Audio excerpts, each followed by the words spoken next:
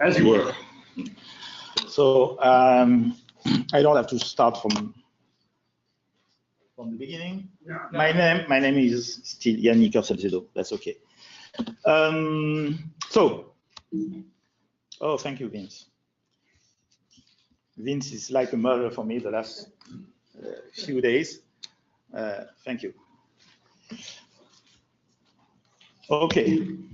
And why I cannot. Okay.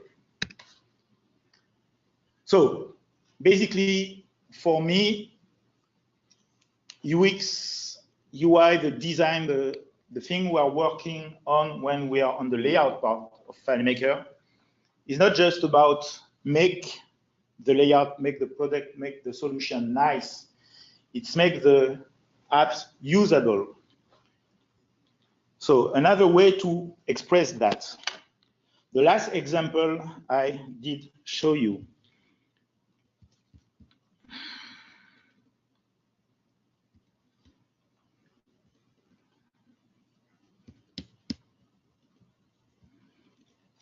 Okay.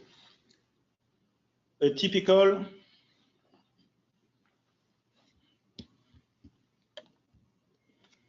usual need from a customer.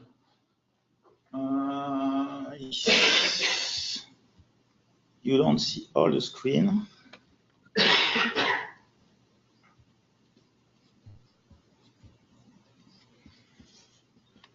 Okay, I started with a starter solution, the invoicing starter solution from the French FileMaker Pro.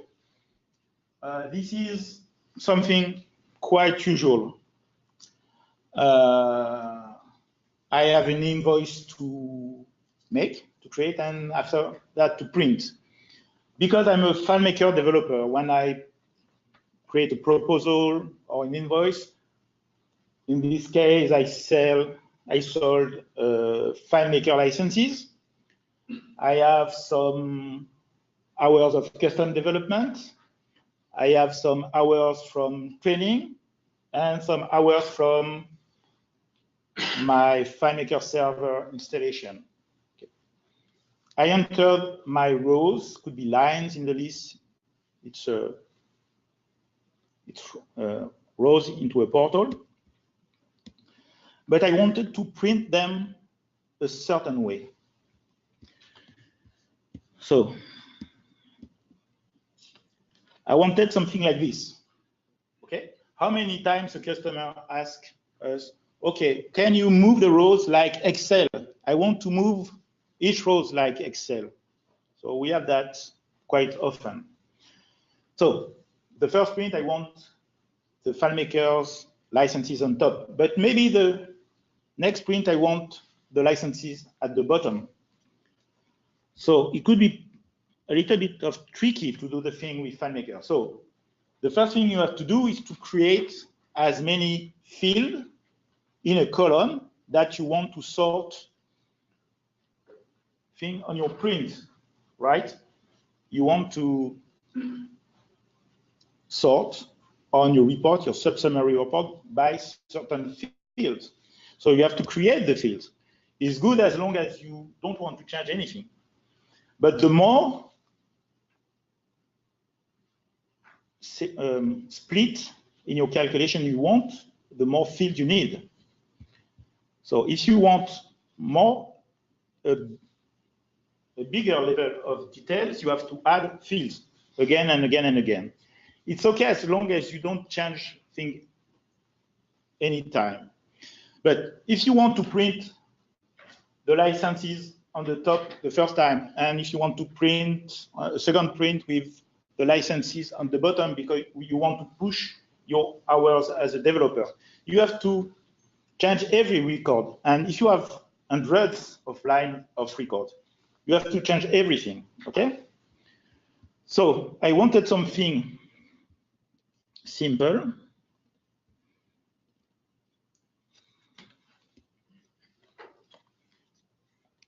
I have no more stream, okay. And this is a portal, right?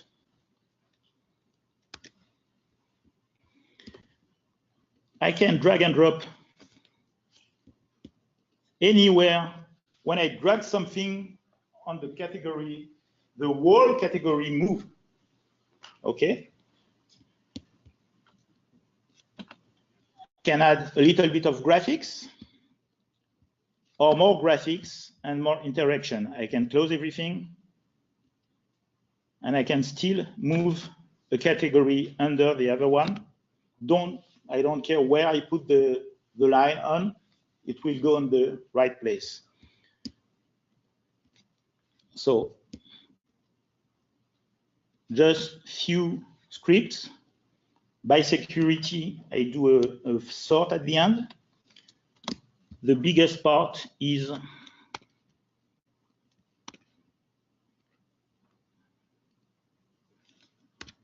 so these are the graphics. So I have a repetitive fields with 10 different graphics, and the longest script, the calculation is. So for my background, I have some calculation. So I go through the 10 different cases, and I address each case with the right background.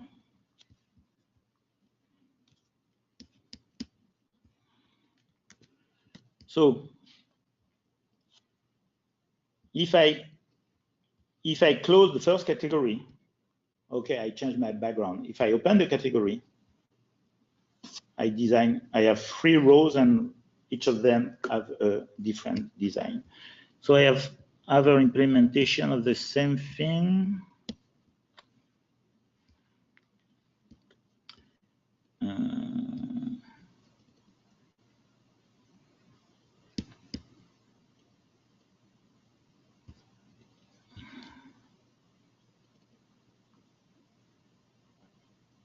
Okay, I have few iterations of the same principle. I'm still working on the thing to make the thing easier for the.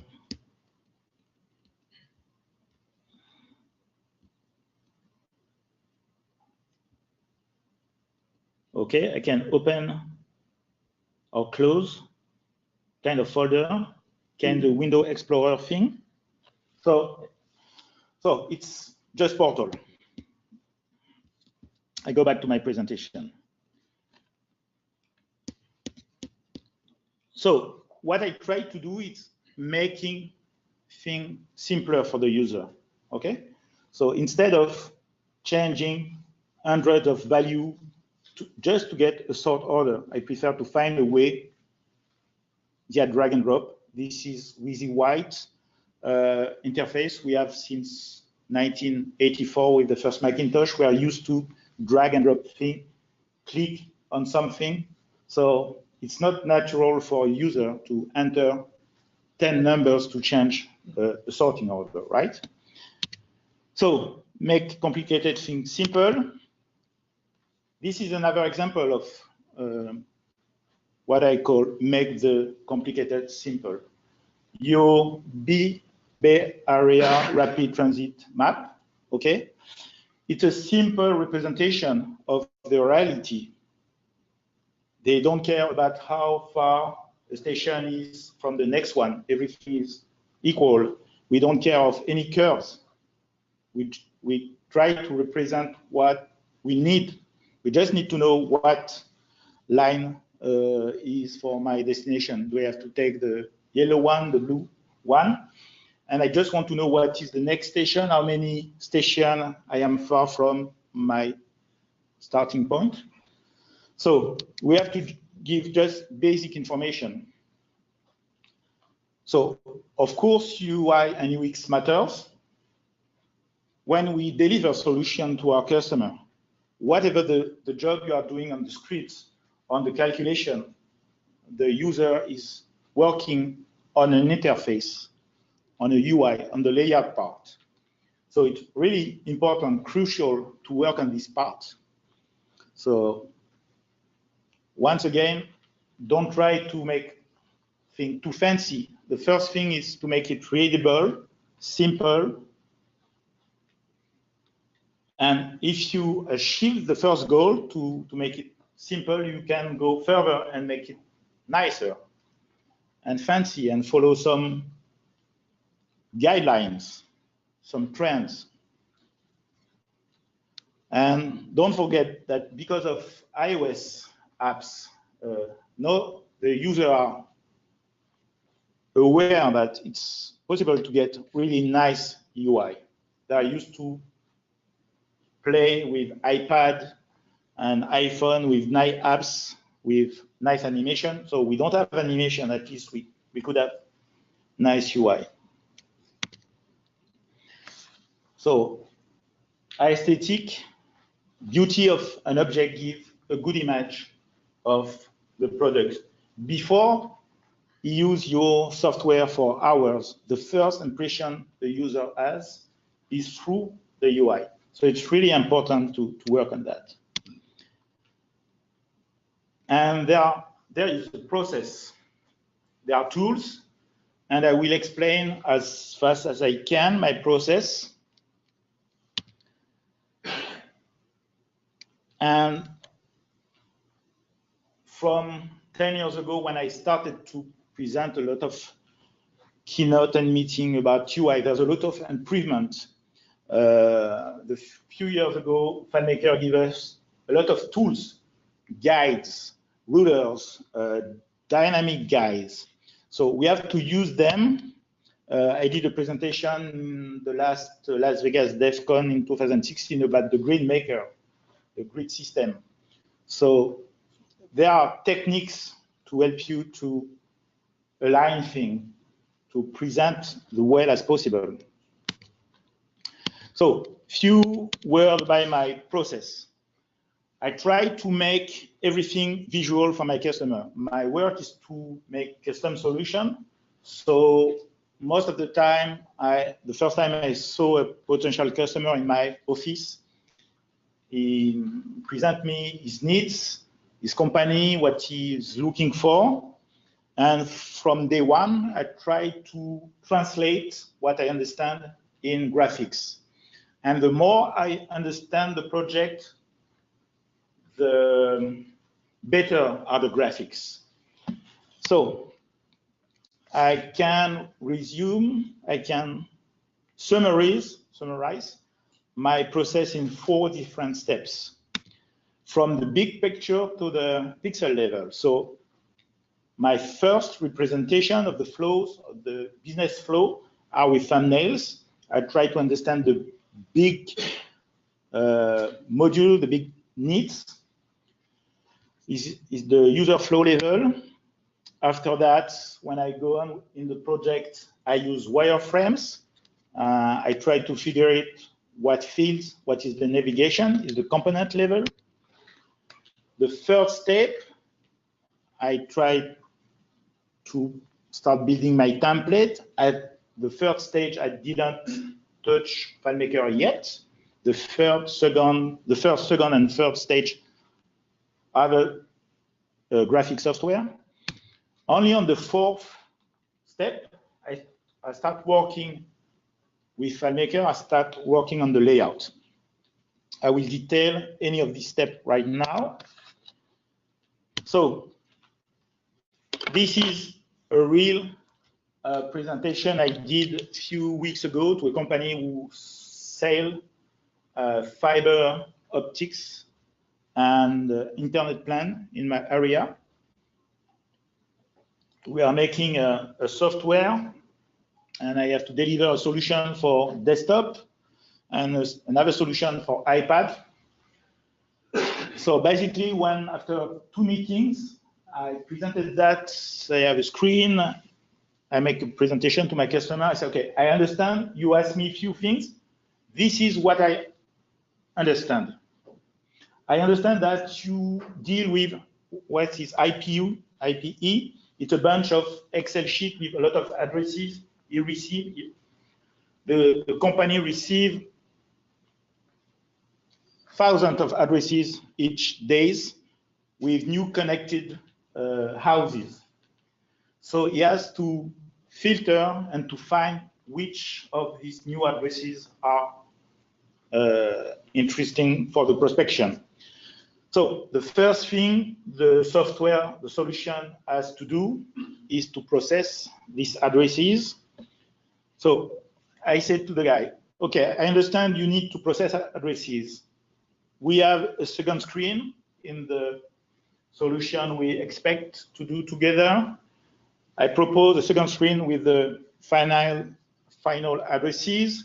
After that, you guys on the field will collect contact name, try to sign the contracts, and they have to track, to manage the activity. So I tried to present the business flow as thumbnail. Thumbnail I don't made. I bought a library, so it's super quick. I have the choice between 200 or 300 library. I'm using Sketch app on Mac. So from start, I use my iPad, I sketch. During the meeting, took me a few hours to draw something better with thumbnails, and I present that. So with this first screen, I can check if I understand the first need. The customer has something he can see. So as I said, I start with, you probably know this iPad app from the guy from Econ Factory on an iPad Pro with a pencil. You can create a folder by project. And this is the kind of sketch I do that when I'm listening to my customer. It's quick, it's fast, doesn't cost anything. So I have to collect as much information as possible. It's what we are calling information architecture. So I really have to understand the needs, the process, the content. Okay, whatever is the business, it's not my business, so it's really important that the customer speak and explain. So you have probably heard about these different methodology, task, and card sorting. You've heard about maybe focus group. So the game here is to make the other one to talk, to explain what he wants. So you have to listen to the customer. You listen to his needs and you try to translate in kind of avatar. We call in ergonomic speaking, we call that persona. Persona is an imaginary average user. Okay, there's a secretary doing this, doing that. There's a sales manager doing this, doing that. So you imagine, you anticipate what people are doing with the software. Card sorting is another way to collect data and try to classify information by category. It's not you that are doing this job. You give the job to your customer. He brings his managers. They create the category and they try to list as much as information as they could remember, and they classify themselves. And you just ask them question. Do you have more processes? Are you sure this is these processes? When you print an invoice, do you send the invoice by email? Is it a PDF? Blah, blah, blah. The more information you have, the better it is when you create your software. So a few examples. I will go really quick on that. So this is the library I use for my thumbnail. This is the Greyhound flowchart library. I think it's something like $20 or $30. So there are a lot of patterns.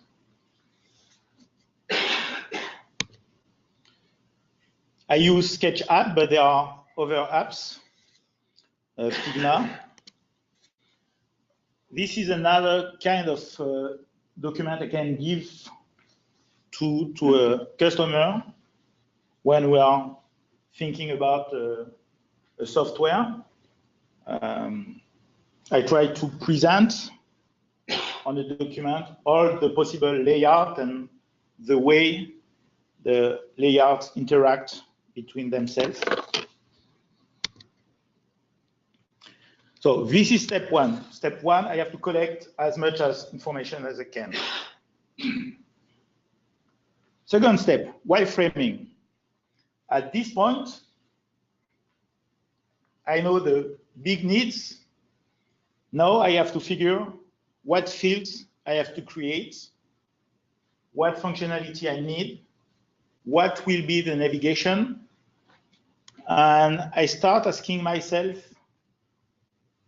how I will handle everything. Do I will use a list or a table?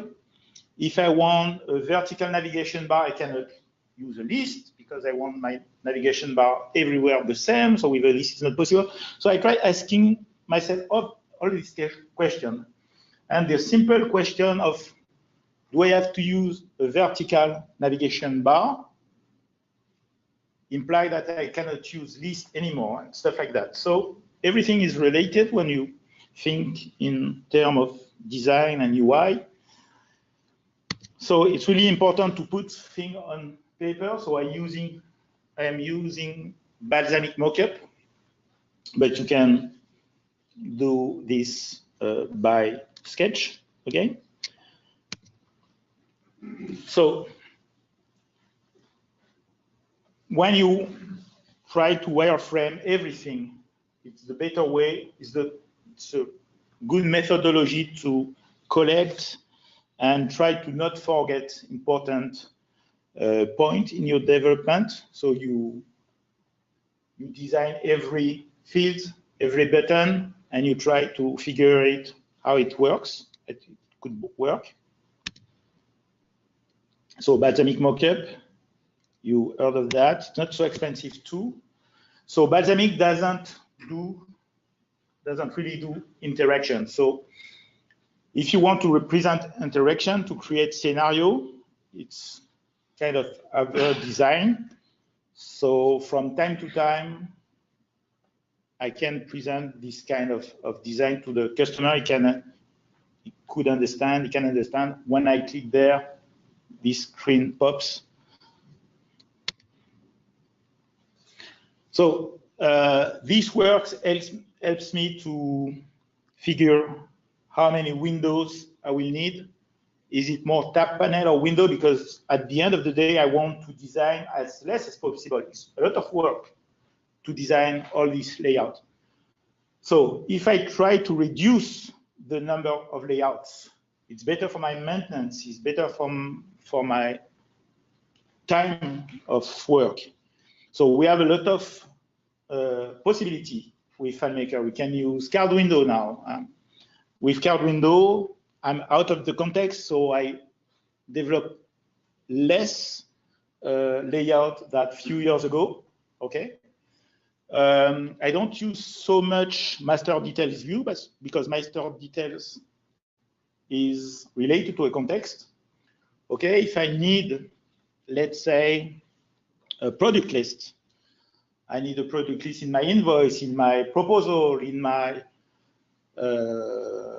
purchase order. So if I'm using a master detail view, I need the same layout several times. If I'm using a card window, I'm not in the same context. I draw only one time my product list or my product form, and I call the same card window from different contexts. Is it clear what I mean? Okay. So depending the way you are developing, at this stage, I try to figure, okay, what work I have to do? Is it really necessary to do this sort of design, this layout, or is it better way? If I have something to change in 1 or 2 years, what will be the implication? We have to think of all possible problems. So multiplication of layer, multiplication of models, sorry, of tab panels. So something to figure, is it a desktop solution running on FileMaker Pro? Is it an iOS solution? It's not the same design. Navigation at this stage. So the more layouts you are building, the more you have to think and you have to work on the navigation. So you don't build a software, you don't build a solution to work on navigation, but navigation is mandatory on your solution. So FileMaker is one of the platform you build custom app and average app. In business, at least, you have customer, supplier, invoicing, inventory. You have a lot of different area of information. You cannot put everything in the same model, of course, and it's much more clever to classify content by theme. So you have to create navigation for going from one layout to another, or interaction. All your scripts are running through buttons. So you have to work on that part. Choose the right location, the right form. Do I have to use icons, only words, what color, where's my navigation, how I can build the thing. Thinking in terms of global navigation and contextual navigation. On a desktop, you can have branches. It's not my advice to do that on iOS. On iOS, it must be more linear. You have to try to make everything simple because the human brain cannot embrace thousands of buttons. So I have a question yesterday on my business meeting. So what can I do if I have 25 different modules? So part of our job is from these 25 different layouts, figure out how I can split these 25 and 5 main menu and maybe sub menu after that. So part of our job is from the complicated, make it simple. This is part of our job. So we have to understand that the average human cannot handle 20 buttons in a layout. It's too much. Okay? We're building the software. So it's easy for us to put a lot of stuff, fields, buttons on the layout. We are doing the work step by step. We understand what we are doing. But when you deliver for the first time a layout with 20 buttons, your user is lost. Lost is the word? Lost? Okay. So too much. So I will talk about different laws in psychology laws. The first one is X law. The time it makes to make a decision increase with the number of and complexity of choices. You have to understand that if there are too much on the screen, not only buttons, but if I have a lot of fields and buttons and color and sometimes sound, it's a lot of information. And this information that the user doesn't understand from start cause stress. And when there's too much, that's what ergonomics call paradox of choice. If there are too much choices, the average human does nothing or took too much time to try to understand. If I click there, is it a good choice, the bad choice? Is there a risk I do something wrong? So sometimes it's better to reduce, it doesn't need this functionality every day, so get rid of it. I don't want the solution that does everything. When you ask to your customer, they want everything, but never use everything every day. Give them what they are using really every day, every minute. If you're using this thing one time a week or one time a month, I don't put it on the layout. I will find a different way. In a menu, in something, you don't see everything. This is the way we have to, in my humble opinion, we have to build layout. Miller's law. The average person can only keep 7 plus or minus 2 items in their working memory. Okay?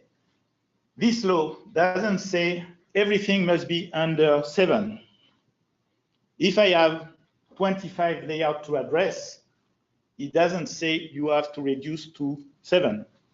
You can split them by group of 5 or 7. This is, for example, why it's easier to memorize long phone numbers. When I start the presentation, I ask Vince the number of the reunion. He doesn't give me the 9 digits in a row.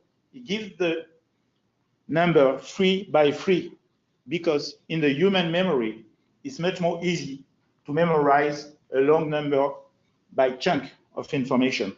So we have to chunk everything on the layout.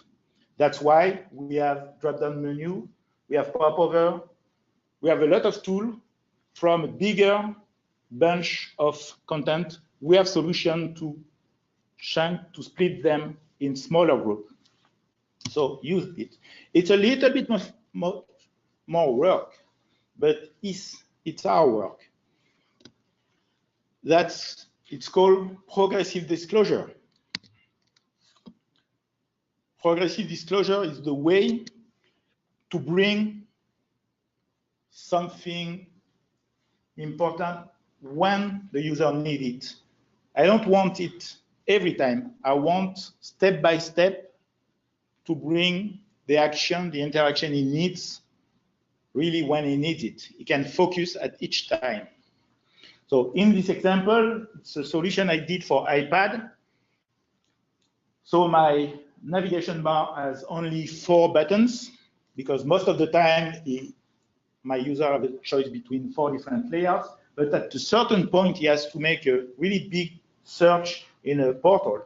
And at this time, he has to enter a lot of information.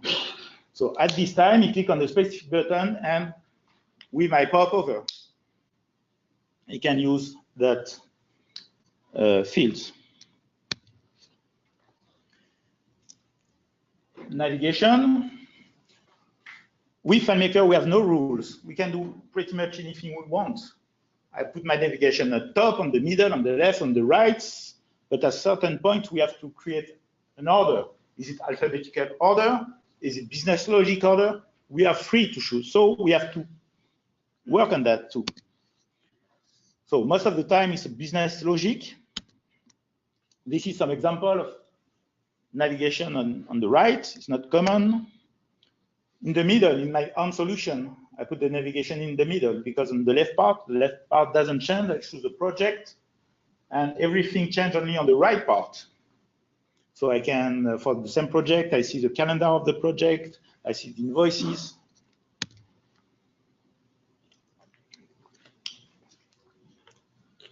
So what I want to say with this slide, give the control to the user. I'm not for kind of assistant window, assistant pattern. You have to try everything in the navigation to check. No dead end, no error. It's really important to give the user the right feeling when he used your navigation system. He has to know everywhere where he is, and he has the ability to go anywhere he wants in few clicks. So it's really important to keep the consistency, the same button at the same position. Okay, if you have a quit button on the top right, it must be on everything, on every screen on the top right. Try to avoid the floating window. Palette window in French is more floating window. I'm not a big fan of that. We have bigger display now. We can have the navigation on the screen. We don't need floating window. And deep navigation or too many branches is not good. I really have to go really fast. I have a lot of things to say. So, do you have questions so far? Yeah. So I was just curious about, so each layouts often have a number of scripts associated with functions for each layout. So how do you approach the interface for scripts and functions for each layout? I don't understand the question. What? If you're on an invoice layout, there may be preview invoice, print invoice, other functions, duplicate invoice, other functions. Yeah. So how do you approach the interface for all the functions for different invoices? Or rather, different layouts. Yes. In this, for every invoice is the same. And for each case is particular. If I understand well, you have different state coming from creating an invoice to printing the invoice. I mean, the interface for managing all of those functions that the user can select. But what are the different steps? Right? You want to print something, you want to preview before printing. Well, I'm sorry. We have for an invoice, you have functions. For a purchase order, you have functions. For the calendar, you have functions. You have different functions for each layout. You have a particular way of the interface, the same way you have something for navigation. Okay, probably you. Okay, maybe why, if I understand well. Sorry, I'm French. So the thing is, if I understand, you have different kind, what I call module. So this is French. Client means customer. Contact is contact. Devis proposal, production, delivery, invoicing, credit note, inventory, stock is inventory setting. So I have my main module. Each time I click on the far right, my light gray change that I call contextual menu. So I have global navigation, and each items change my light gray. So when you see on the far right clients, that means customers, in the middle you see list, my list view, my form view, tariff are rates. I have proposal history, business history, invoice history. So each time I'm in a module, I have a different subcategory. So if I don't understand your request, your question, if I'm in the invoicing, I can have my invoicing or proposal. I change my menu each time I change. I will have other example maybe to present you. Did I answer your point? More or less. Okay, we'll try better next time. I have a question. Because you were talking about, making so that it's customized for the user.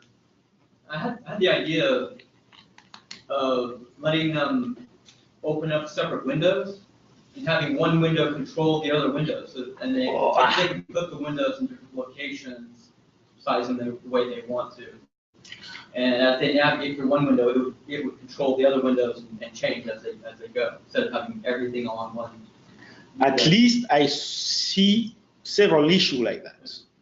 First issue, it's a technical issue if you use global in your calculation, in your display, I use global a lot. And I know in some situation when you have several windows and the same global, the global is everywhere because it's a global variable, you can provoke wrong, some misinformation. So you have list, you have calculation based on global. The user open different windows, try different list of datas, but in the background there's the same global. So this is the main issue. And about that multiple window, there's an interesting article from Kevin Frank recently about the fact that now he tried to forbid the user to create new record. He find a way because it's so easy for the user to create a new window.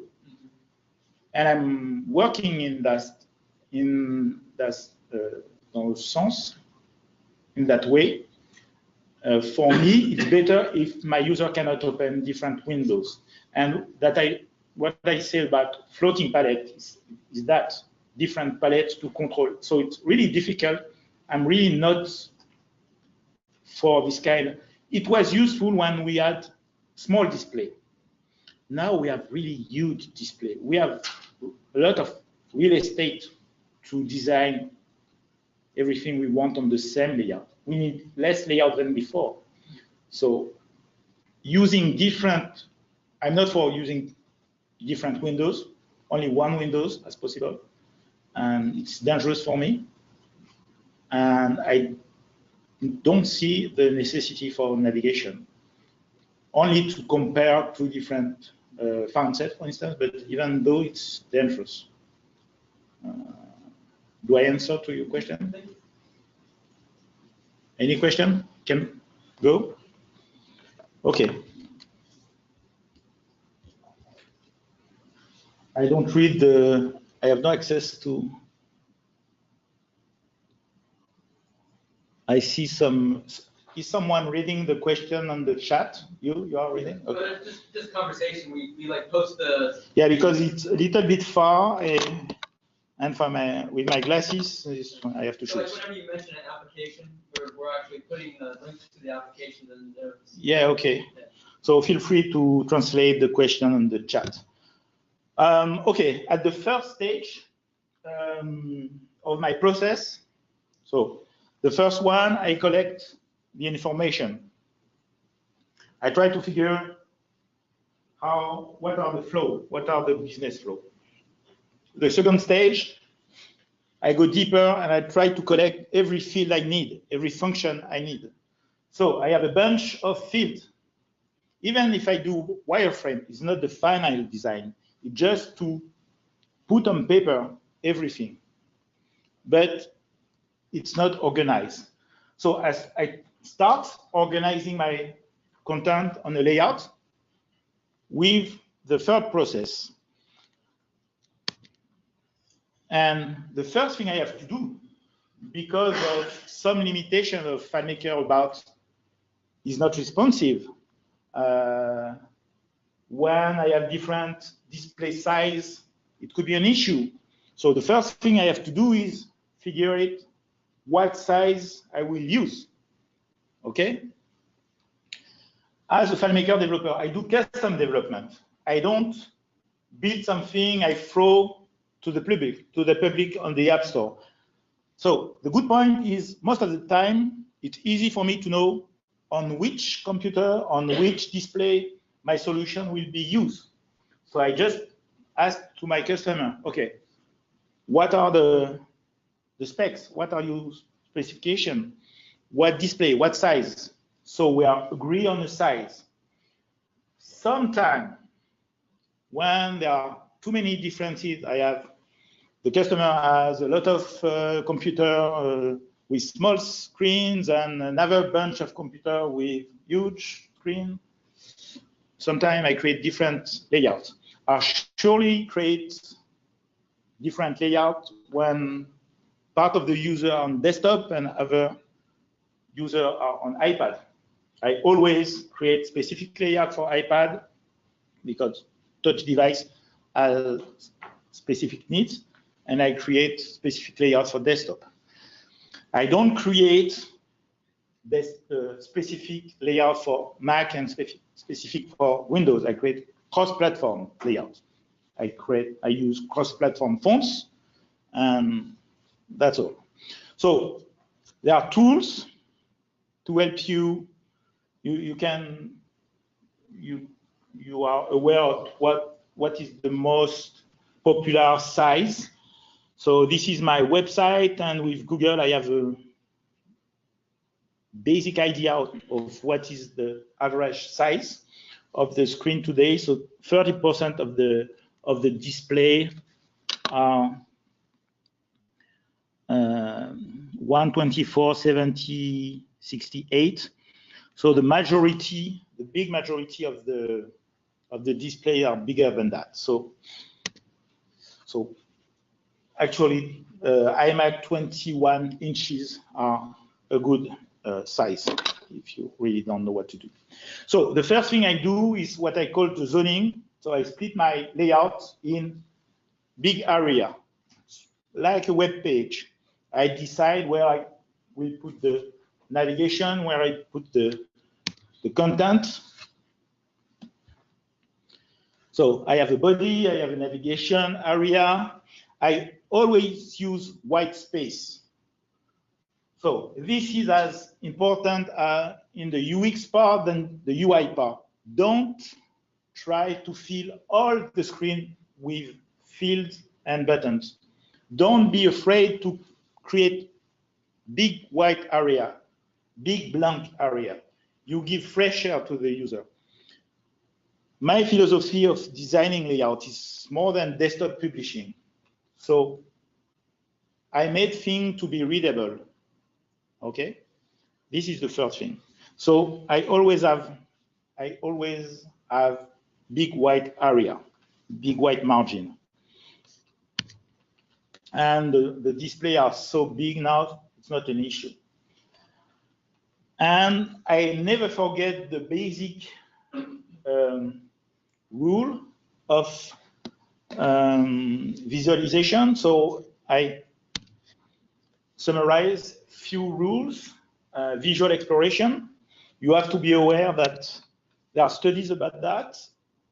A user doesn't read the screen without certain habits. When there's a lot of content, a regular user, an average user, use what we call a F pattern. So he always starts looking at the top of the screen from left to right, because we are reading from left to right in our society.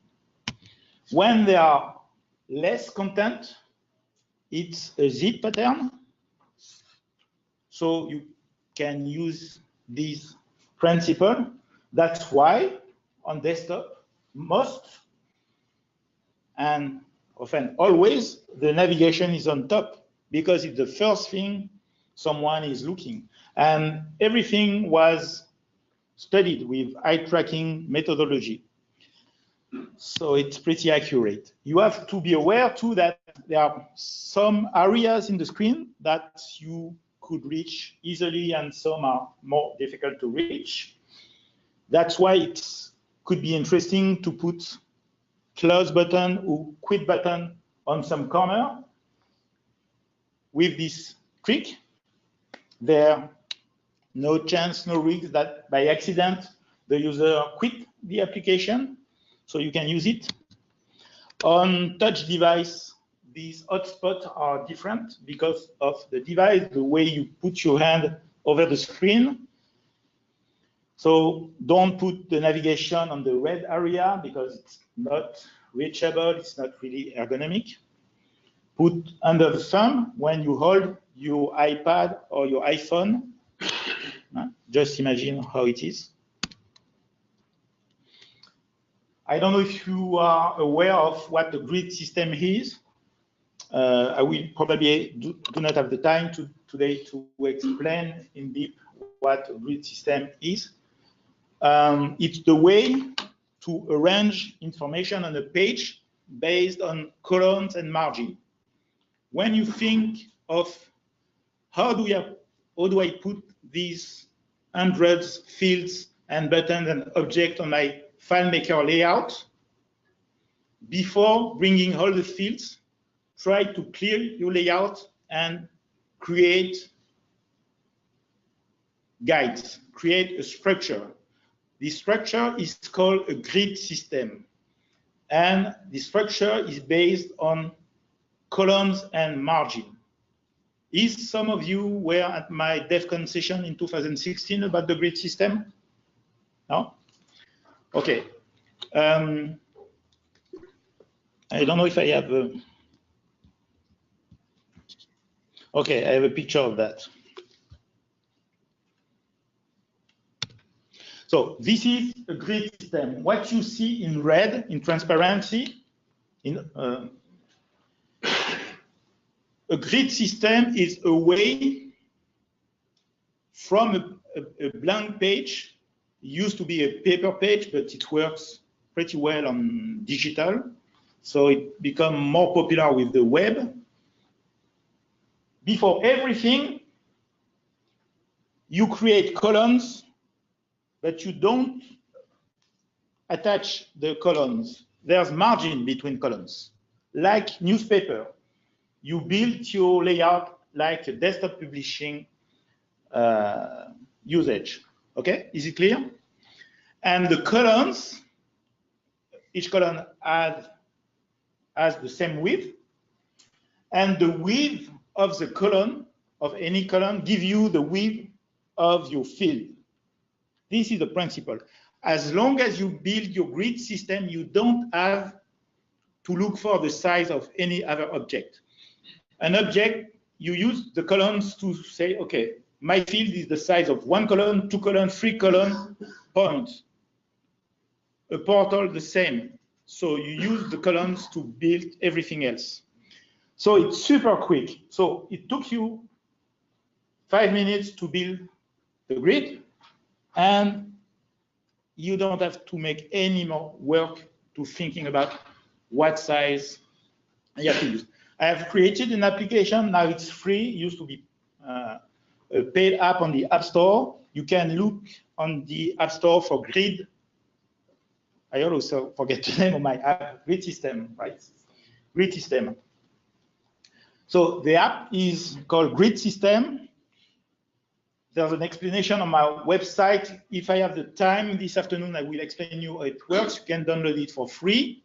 It's made for FileMaker developer. You enter the size of the canvas. You enter the number of columns you want. Because you cannot calculate an accurate grid system so easily, we have to test a lot of things. But the system gives you the choice you have and give you the position of each guide. Sorry. So when I have a grid built on my layout, I can just fill my layout with fields and everything is aligned and balanced and better looking. Okay? Even if it's only black and white, it's always better when everything is aligned. And to align things doesn't require any skills in design. Every developer has to at least align things. It's the easiest thing to do. So please, next time you build your layout, try to align vertically, horizontally the stuff. It's really hard for a regular user to come to a new layout. He try to read a column of information because we are reading in column 2, and something is not perfectly aligned. At this stage, when I'm working on my so-called templates, I try to think at what style I want to give to my layout. We are lucky as a FileMaker developer, we can create something new for each new project. Last year I was more in the red mood, so everything was red. This year I'm more in a blue mood, so I can do everything blue with Helvetica Neu. I can change the font. So we are really free to be creative. So we work with color. Color are really important. The first thing we see for a solution is the general color, the background color. Most of my projects, I have white background, but I have some projects with a kind of dark mode. And I have area of color, but once again, don't put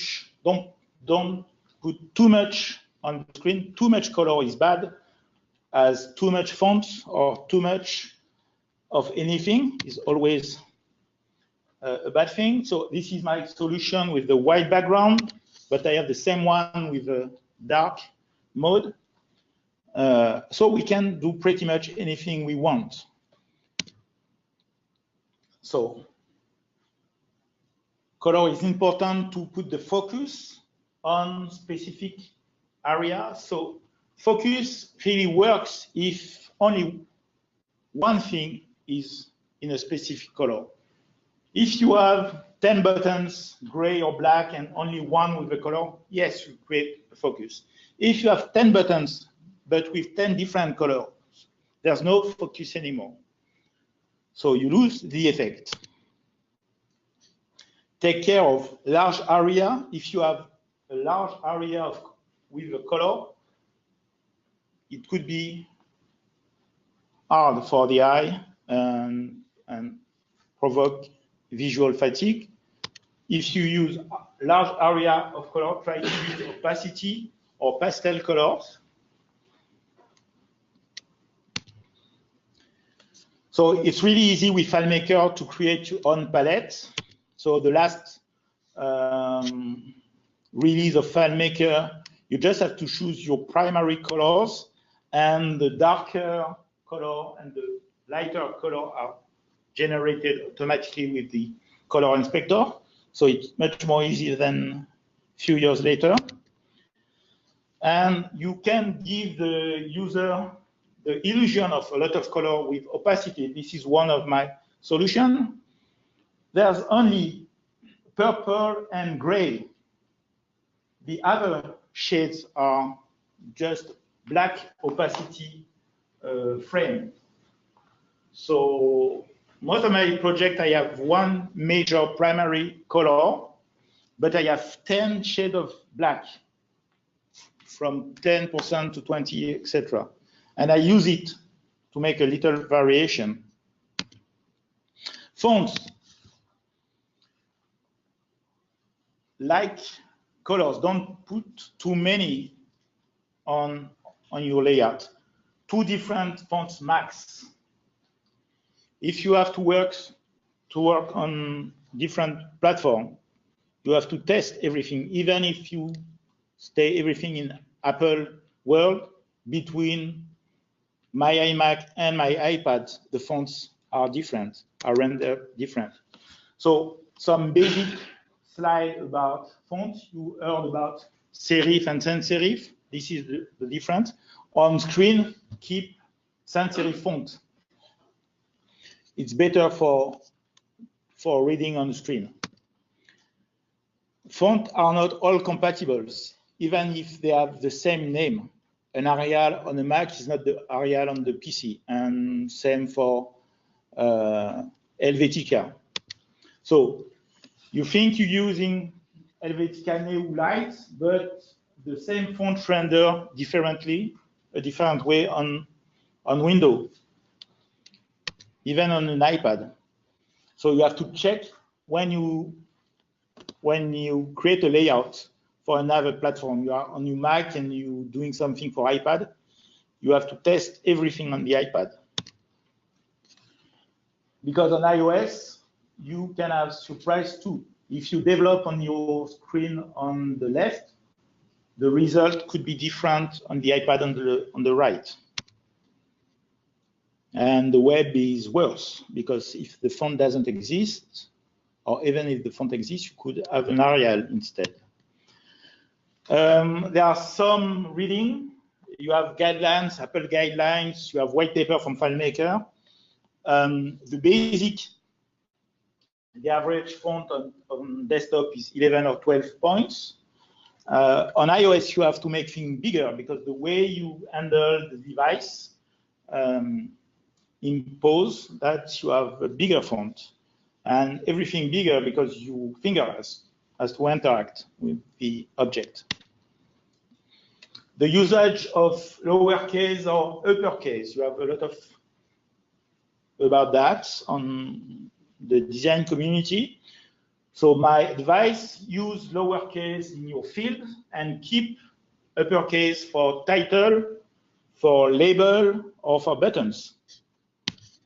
Don't create a full field in uppercase. So lowercase are better for reading, uppercase better when you search a thing. So keep it for button. Even if you have to use only one font, you could be creative, because you can use different style, different sizes, different weight. And you have the color, you have the font, the last element in the graphic user interface are the icons.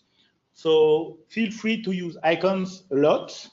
With an icons, you can translate a big idea, and it's common in the computer language since 30 years. So delete something, adding something, searching something can be translated with an icon, as long as you follow the rules and follow what was created 30 years ago, not so far away. The icons made by, for instance, Susan Kerr for the first Macintosh in 1984, when this designer created the first trash can icon. Now, in 2019, we're still using trash can as icon. So maybe the shape of the design has changed a little bit, but it's the same idea. Same thing for saving something. We're still using floppy disk icons, and we don't have floppy anymore, but it's so deep in our culture as a computer user that it's important to follow this rule. So the worst thing that could happen for some designer, you want to be too creative and create your own icons. Take care. It's like speaking a new language. So you have to explain first what you want to say. We don't have this kind of issue with font and color, but in icon, if you create something new, it's really new. So you have to explain. So use standard. We don't from different culture. So for drugstore, for instance, in your area, this is the black icon. In Europe, we use the cross to design a drugstore. From OS standards, the search icon is different from Mac, from Windows, on the web. And sometimes there are new software, like when the web came with shopping online, create new kind of icon, like the cart icons came with the web. The most common mistake I see is using two different libraries, and this is wrong. So one of the things we have to follow when we design is to respect consistency. Consistency means do the thing always the same button at the same place. But it's also, when you use the library, use always the same style, the same kind of shape, okay? So if you have few icons because you're using the FileMaker library, if you're using the FileMaker native library, use only these icons. If you need an extra icons, you have to change everything, in my opinion, okay? It's really bad to mix different styles.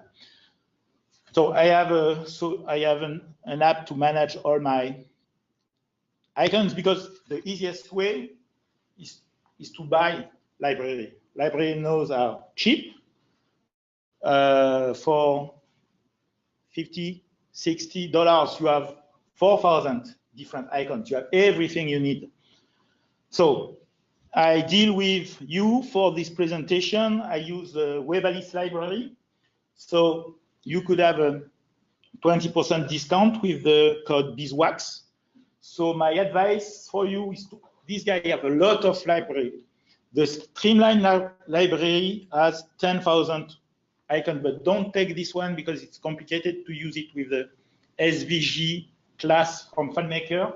The best one is Nova library. I use this one. So you know that we have a specific class with FileMaker. Class FM_fill. You have to, I'm using SVG, of course. But if you use SVG like this, you cannot change the color as a button when you focus on it. So you have to change a little bit of the SVG code. So there's several ways to do that. You have, my advice, you have to read the FileMaker white paper about SVG, and you have on the website, I think Todd Gates did that, FM SVG, you can drag and drop SVG, and the website passed the right piece of code to make your SVG FileMaker compatible or FileMaker friendly, okay? There's a lot of on the web to help you. So, but start with a good library and try the Nova one, not the Streamline. What was that one library you were talking about, the icon stuff? Oh, okay, Nova library from évangéliste is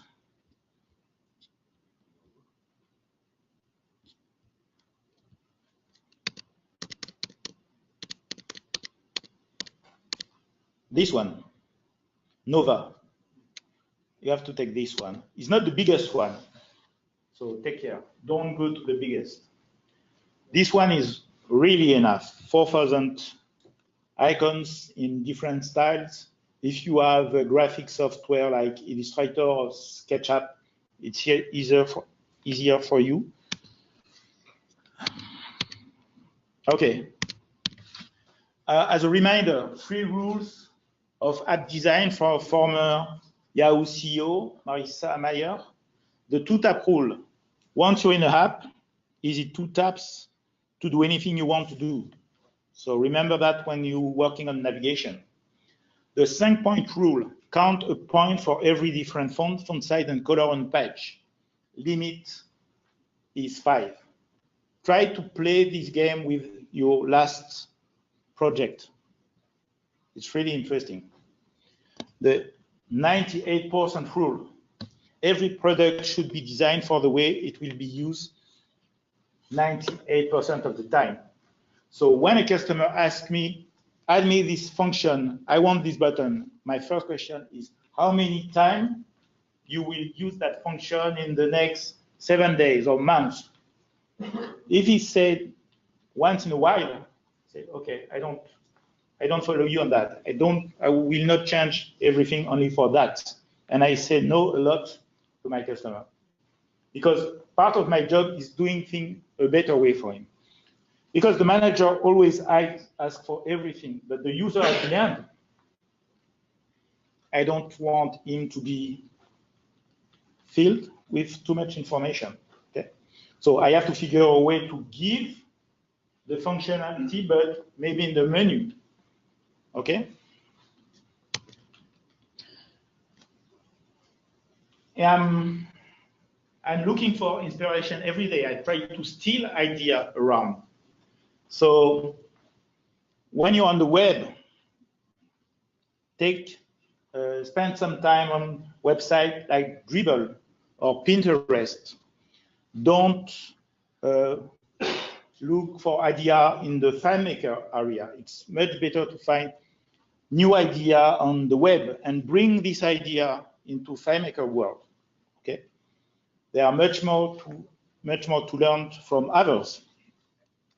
So I spend a lot of time on this website, and you can get good idea about how to mix colors and how to work on layout with what happened on the web today, or with new trends like material design and stuff like that. So the last part of my process, at this time, I open my FileMaker. Only at this time. I have to put everything now on my layout. I have my grid ready. I know what fields I have to put. I know how many windows I have. I know which layout are connected to others. So at this stage, I just have to organize information and finishing my style. I create my themes, my styles. So we have every tools we need. We have desktop publishing tool. We have lines, we have shape, we have colors. We can do any kind of composition we want. So this is another solution on iPhone. So at this stage, we can be really creative. Even on iOS, where we have less space. Few recommendations.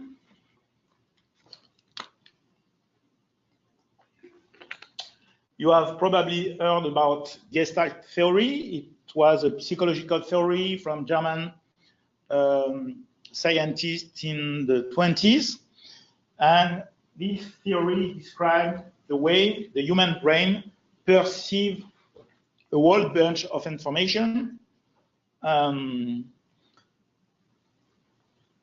greater than any piece, the sum of each pieces.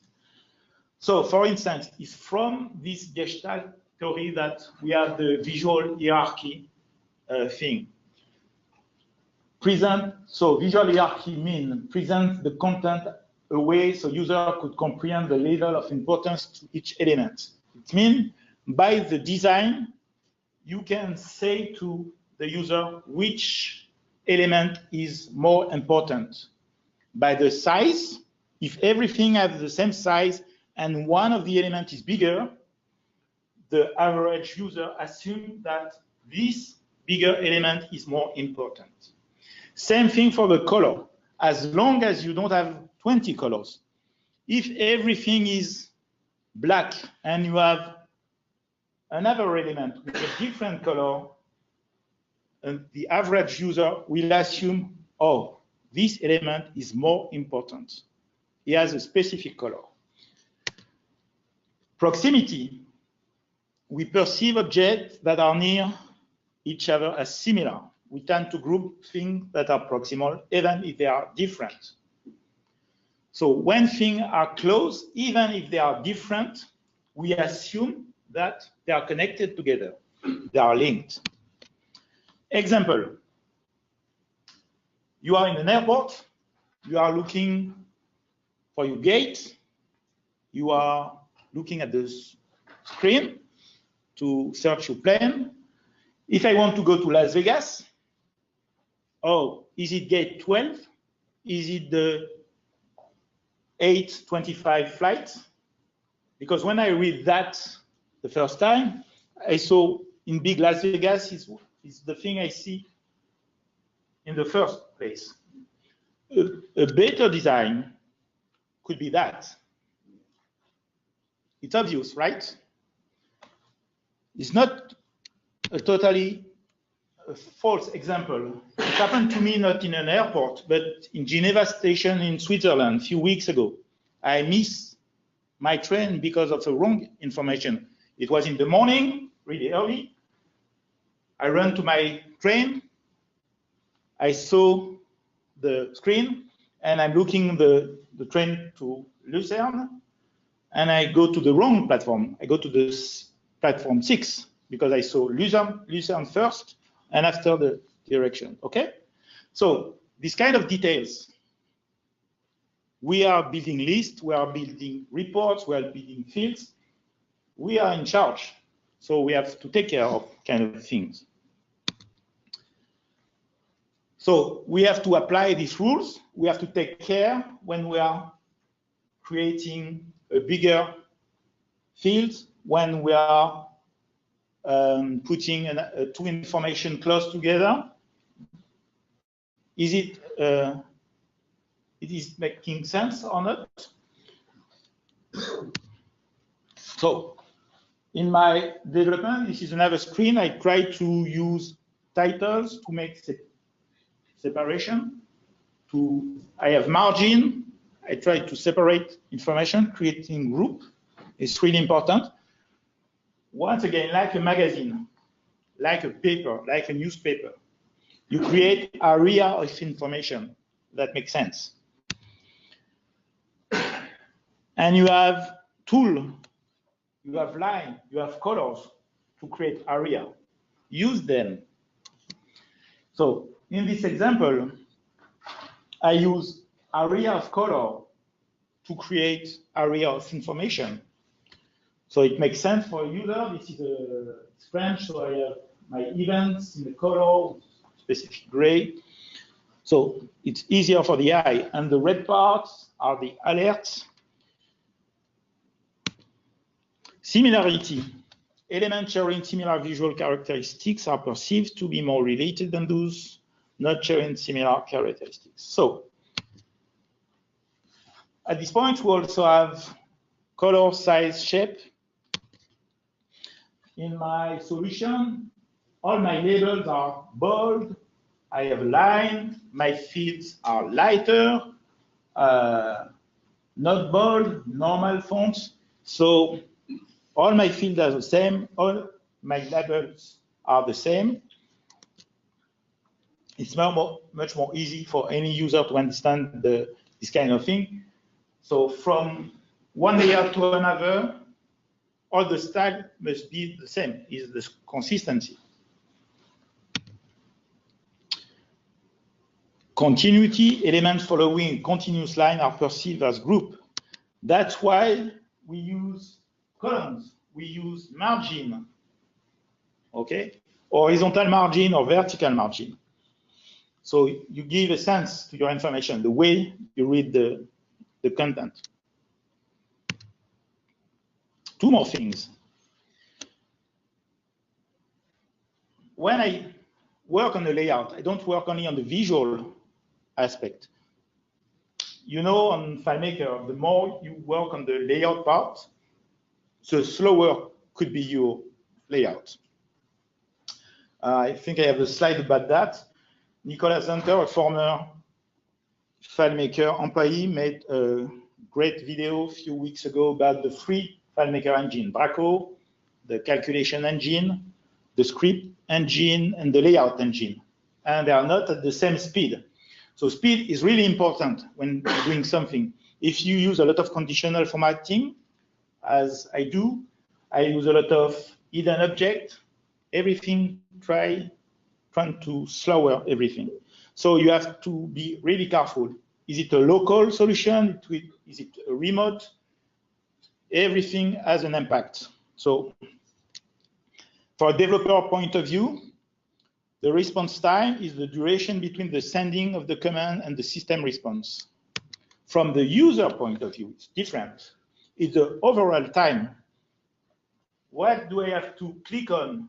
I'm waiting, I see the result, I understand the result, everything is part of the response time. So more than 2 or 3 seconds, it's too much. So we have to take care of that. We don't have native feedback tools, so we have to create our own feedback elements. So in some solution, I do a lot of sync system with iPad, from an iPad to a server. So sync process could be really long. So before the process, I alert my user. So he has a message. Okay, it will take time. I have a message during the process. I have steps. And at the end of the process, I have a feedback message. I have another example here. In a system where I import data, I have a kind of loading. So without this display, it will be faster. But without my display, the process took 5 seconds. With the display, because I have to stop and refresh my script, it can take 20 seconds. But I prefer 20 seconds with feedback, with a loading design, than 5 seconds with nothing. Okay? Error prevention. Part of the design is to try to get rid of error. We always have error and bugs, and user can make error, device can have some error. So we have to take care of everything. So 10 years ago, 20 years ago, I don't spend too many time on this part. I just say to my customer, when he click on a button, he do a search, there's no result, and he has an error message, I just have to say, don't do that anymore. Now, I spend more time on this part, and I try to address all possible error or mistakes. And a lot of things can happen. And even though you work a lot on that, the user is creative enough to find a new possible error. So it's really part of our work. So I have an example of that. I don't want to spend time on this case.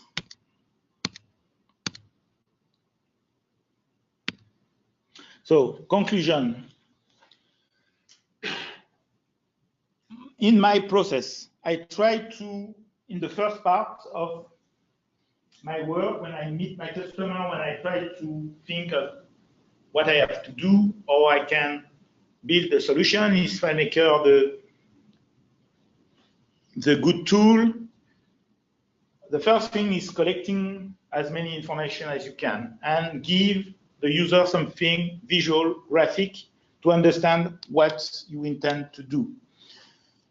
And the more I go, the more I work on the solution, I go deeper into the details. I don't try to make something perfect at start.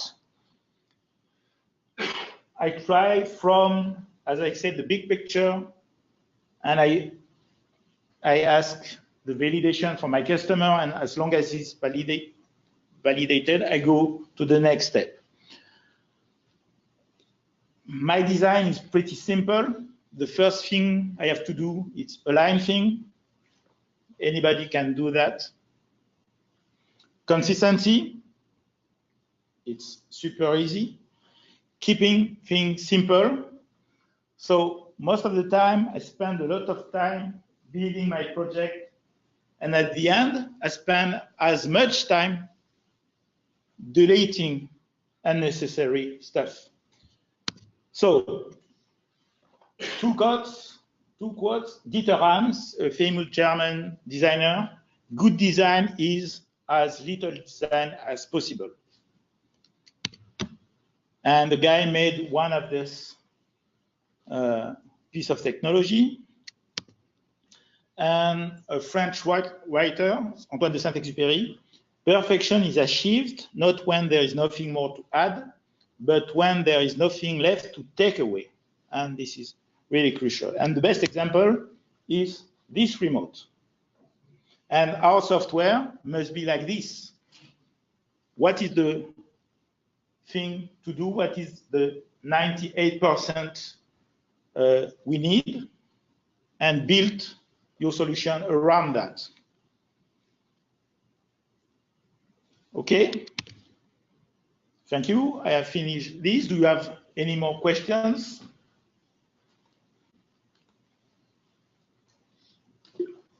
Yes? Do you actually use the styles template feature on your work? Yes, of course.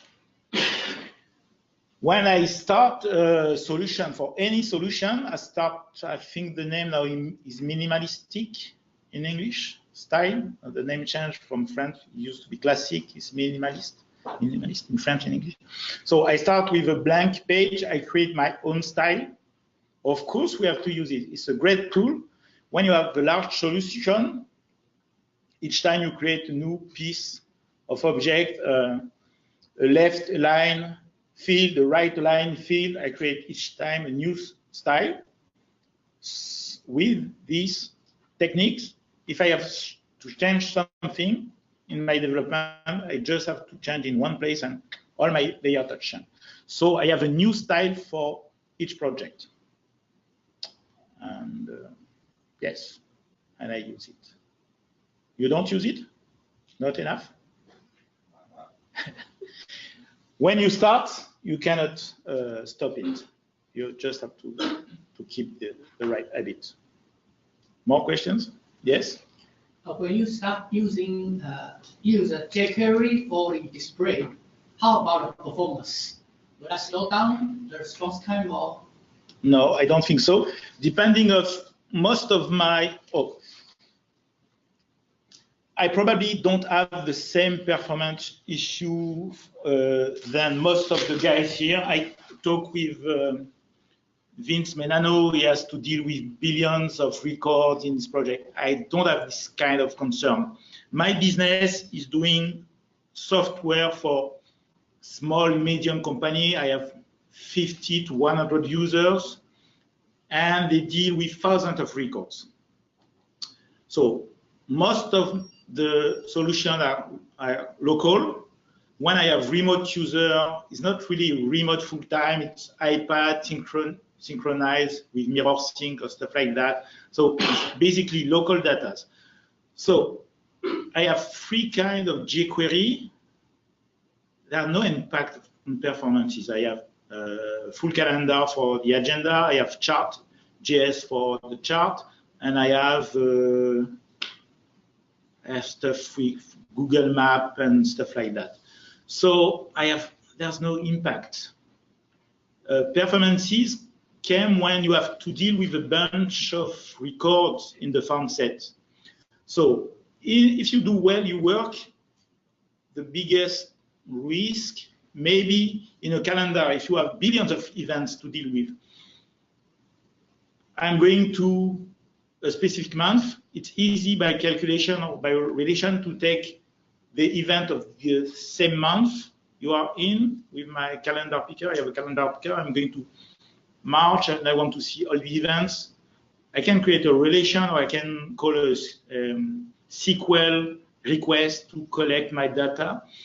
So I don't have this kind of issue.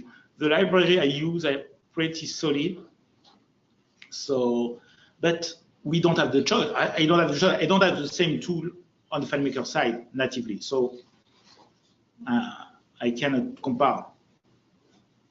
So, other questions? I will show you maybe a little trick. We have time? Huh? Sure. My plane is only Saturday morning, so my plane back. How many time do we have if we want? You guys have as much time as you need. Okay. Okay, I have another 200 slides. No kidding.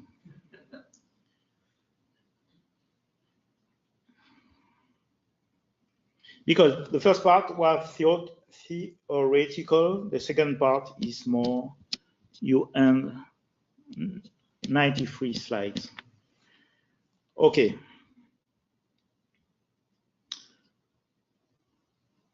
Okay. Few tips and tricks. Designing form. Maybe you will not agree, maybe you want to leave. So I don't know, are you agree to continue? Okay. Few things, really basic. Okay, I collect few information on the web and I try to translate it in FileMaker languages and FileMaker layout. So it's better to, when you have the same kind of information, put the information in a column than in a row, because the user read it this way. Align the label on the top, not on the side. When you have the portal, you have to put the label on top anyway, so put the label everywhere on top. I saw that you take picture. I probably will send you we find a way to send you the slide if you want. Yeah. I will send, I don't know who is in charge, if you are in charge on the community, I can put, there's no secret on that, I will give you every slide, it's not a problem. So group labels with their inputs, this slide and the previous one, of course.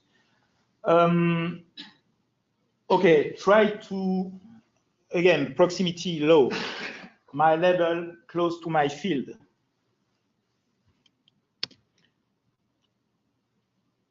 Apply strong visual hierarchy to distinguish field from label.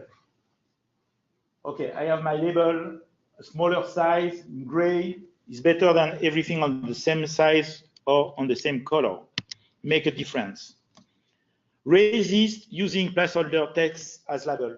Okay, when FileMaker delivered the placeholder thing few versions ago, I think 16 or 15, some developer try to say, okay, we don't have to put label anymore. I put the label in the placeholder and go with it. But as long as you fill the field, you forget what is it. If you have a name and address, it's easy to understand after. But if I have a lot of numbers, enter the price, VAT, you say, without tax, and if you fill, you don't see what is the label anymore, the label. So keep the label instead of using only a placeholder. The placeholder is useful to explain how to fill the thing. If you have to enter a date, or is it month, day, year, or day, month, it's still a date as a label and how to edit it. Same as a text, use colon for checkbox 2. Make CTAs descriptive. You give a focus to which button you have to call. If you give information as a legend, put the information right on the layout, not on a pop-up. I don't need extra interaction to have something. Try to make a difference between primary and secondary action. Use length as an affordance. The affordance is the way an object, the size, the shape, help you explain how to use it. So if you have a zip code, you can help the user telling him, okay, this is a smaller field. I expect to have few digits. What if size is affecting the alignment of the. Yeah, good question. In this scenario, I always give the priority to my design. So my design is from start, I try to think, because I'm doing a grid system, I told you, I starting from the column and my column give me my size. I calculate my grid system to has not a too small column, but a relatively small column enough. So I know that the smallest field will be the title of someone, Mr., Mrs., quantity numbers, depending of the kind of content I have to deal with. I know, okay, my smallest field will have 3-4 characters. So I try to have a not so small column, but in this scenario, I try to balance between, I keep my alignment, but I don't want field too big. But there's a difference between a really big field for a zip and a smaller one. That's just the difference. I don't try to have the 5 characters with, no, it could be, it has to be smaller, not to be exactly 5 characters for a zip code, for instance. Try to group related information by the kind of content. So an example with the personal information could be an address. So you have to be aware of, you have to understand the data of the user. We are not just technical guy. As a consultant, we have to understand and to learn the business of the customer, to group information. That's the card system can help you. The card I did present at start that helps you to group information. Another trick, when you submit, if you have to submit your design to your customer or in your team or to your manager, if you work in a group, it's always better to submit a choice. When I design something and I want to submit it to my customer, I spend a lot of time on the design. I just duplicate the design I work on. With the style, I change one color and few fonts, and I give my customer a choice, even if I know that I prefer something. The first one. The worst case scenario is the customer would say, okay, I want this part of this design and this other part, but at least it will tell you something. If you submit only one thing, you have the chance, the risk, the customer say, I don't like it. He doesn't know why. It doesn't help you, telling you, I prefer another thing. He will say, I don't like it. If you give a choice to someone, there's most of the time they choose something. When you give an appointment to someone, do you prefer Wednesday or Friday? Try to give a closing choice, say that in English, not an open choice. So when you submit something, give a choice. A little trick, okay, I did not expect to present that, but when I work on my presentation, I ask few friends that are good developer if they use the technique I use. Apparently, I was the only one using a specific little technique I will show you, and I do my research on the internet. So something simple. Okay, but I have to work a lot with list of value in a portal or in the list. A lot of the work I do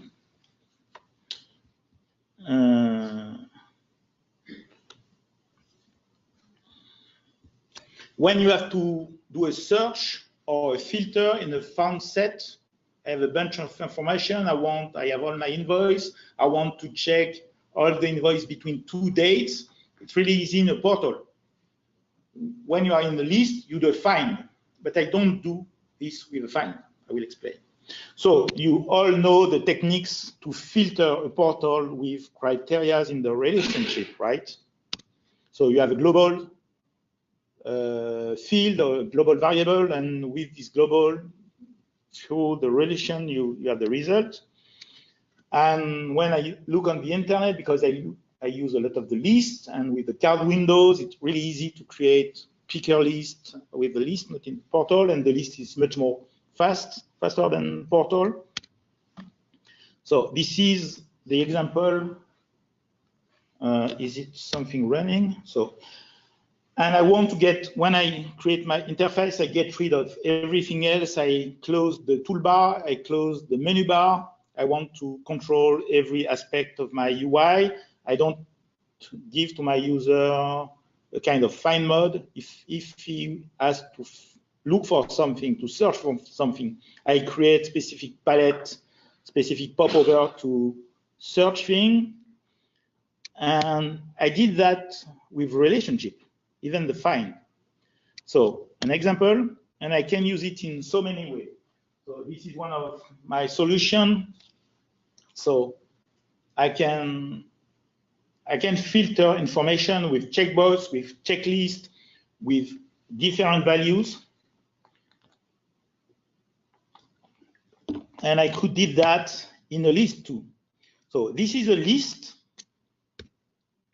This is the list of hospital. And I do a search. I enter value. I can click on checklist. I can click on checkbox. And with a relationship, I do the find. I don't know if you knew the trick, but the find mode, you can use the same techniques on the find mode than on the portal in the same context. So let me be more clear. So I have one context. This is in French, compte is kind of account. I have my global global fields and my relationship. So my layout is related to compte occurrence. Compte means account. I create another occurrence called compte search, and I have my relationship. You see the detail on the left side of my relationship. And the trick is, I do a go to related record. I don't do a find. I don't do a find in my script. Each time I enter a value, I script a trigger, and the trigger is basically go to related record, show me related record from table compte search, it's my relation, but in the same layout, and it works. So when I present that to a few friends, they say, does it really work if you have billions of records? I say, I don't know, I don't have these needs. So we are Thursday. 2 days before was Tuesday. I missed Tuesday and Thursday. Today is Thursday? Yes. Okay, so Tuesday, it was a beeswax record. I have time. So I make a little demo to prove my point. So I asked for the guy as beeswax, do you have a fake database with billions of records? Say, yes, we have movies in the area for 2010. So more than 1 million records. So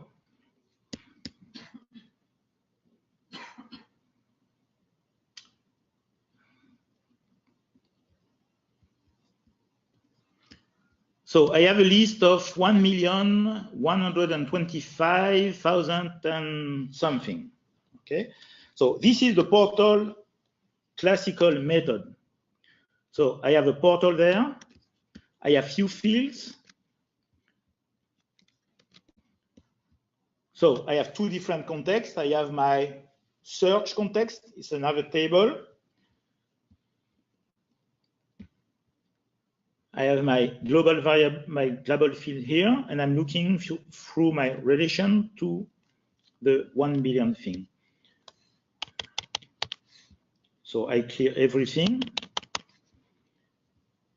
if I'm looking for everything at Berkeley, if I'm looking for avatar, so with a custom function, because the difficulty with this technique is with Word, so with date are easy, number are easy, bigger, smaller than. When you want to search for a part of the word, you have to use a custom function to explode any sentence in piece of character. So that's why I can look for avatar only with avatar. I don't need to put the full word. So it's pretty fast. But if I make calculation on that, if I want the count, the total count is, there's a technical word here, fucking slow, okay? It's technical. It's super slow to calculate anything on the portal like this. That's why I prefer to use list. So 1 billion, is it so fast? So now the list demo. So now I'm in my font set. You see, I'm in the same context. So I'm in the same table. So I don't do the date and everything. I'm looking for the name of the city, of the name of the movie. So it's the same kind of link. So what do I have? I have a script figure here. When I quit my field, when I validate, I run one script. And what is this script doing? This script, as I said, go to related record, same layout.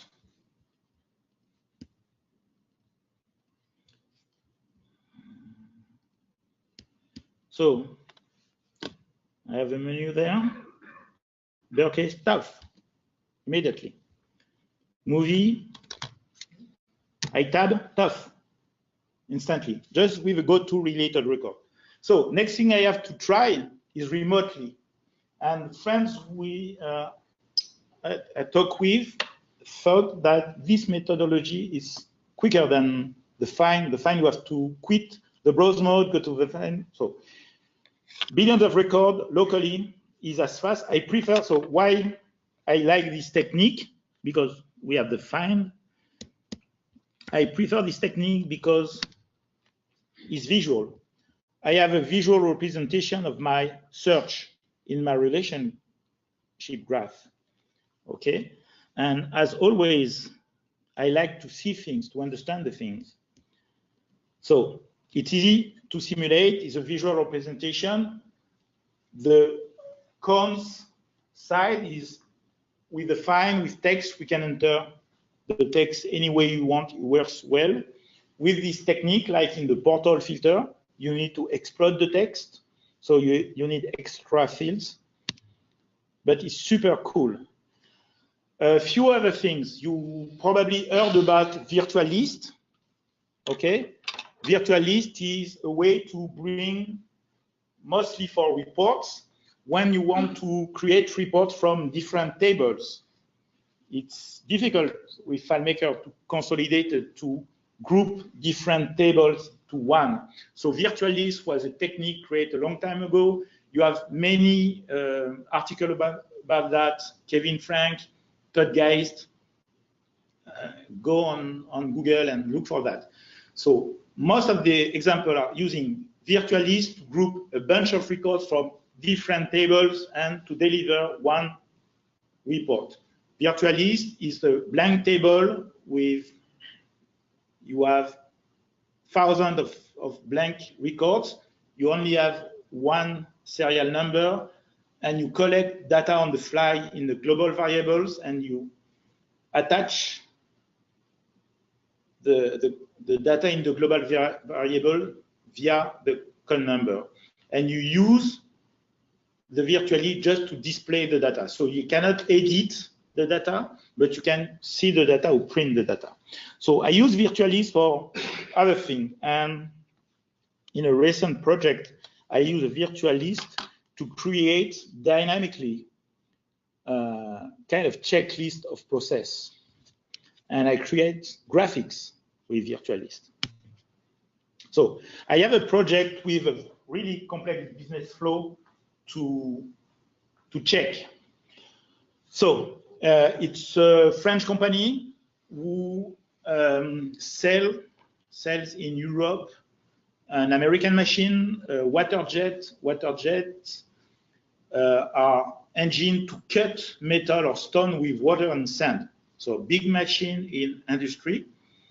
You use it for build plane or cut metal or cut everything. It's way better than laser because it doesn't imply to heat something. With the water, everything is cold. And because it's huge engine with a lot of pieces, you have engine, pumps, tables, there's a lot of piece of equipment. They build, the mother company is in Seattle, they build everything on order.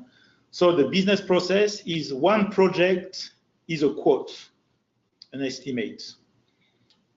With a quote, you have one purchase order. But because of the production process is complex, it could be, you could have several delivery forms. They couldn't deliver in one time. So for each delivery form, you have one invoice. So in this scenario, they wanted to check at what step we are. Is it order? Is it paid? Is it okay? Is it delivered? So linear checklist. So it's an old solution in the printing system. The printing system is linear. Okay, you have the job, you have the order, you print, you cut, you deliver. It's okay. In my water jet scenario, it's not possible. So I was looking for a solution. So I tried to sketch. Every time I'm looking for an idea, the first thing I do is sketching. So I wanted to present something like the drawing on the bottom. From the first step, I go to the second step, the order, but after that, I can have several sub-steps. And the problem is, I have all this information came from 4 different tables. I have one specific table for the estimate, another table for the purchase order, third table for the delivery, and the last for the invoice. So I have to use a virtualist, some new icons, some calculation, and so this is the way it works. I collect data from in global variables. I grab the result in the virtualist, and I translate this information in graphics. And this is the result, and this is how it works in live. And the great thing about this is in the same time. So I use these graphics, the design, to show the process, and I use them as a navigation tool because each button become a button to go to a specific document.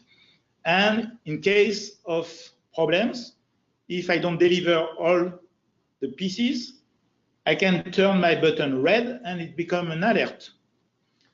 So you click on the button and dynamically, if I have to deliver 3 pieces and I change the number, automatically I can create new line. And everything is in a portal. And if I have 100 steps, I can create 100 rows. Okay? And it's super easy to do that with FileMaker. With other technology, if you have the same idea, it's really complicated to build that.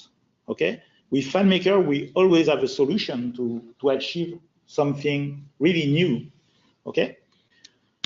So, and to show you that it's a portal, this is my portal on the left. I have a bunch of icons, and everything, you see the little black eye icon mean that is an hidden object on condition. So it's a little bit of calculation, but everything can be calculated. And this is the real diagrams with the virtual list. that match.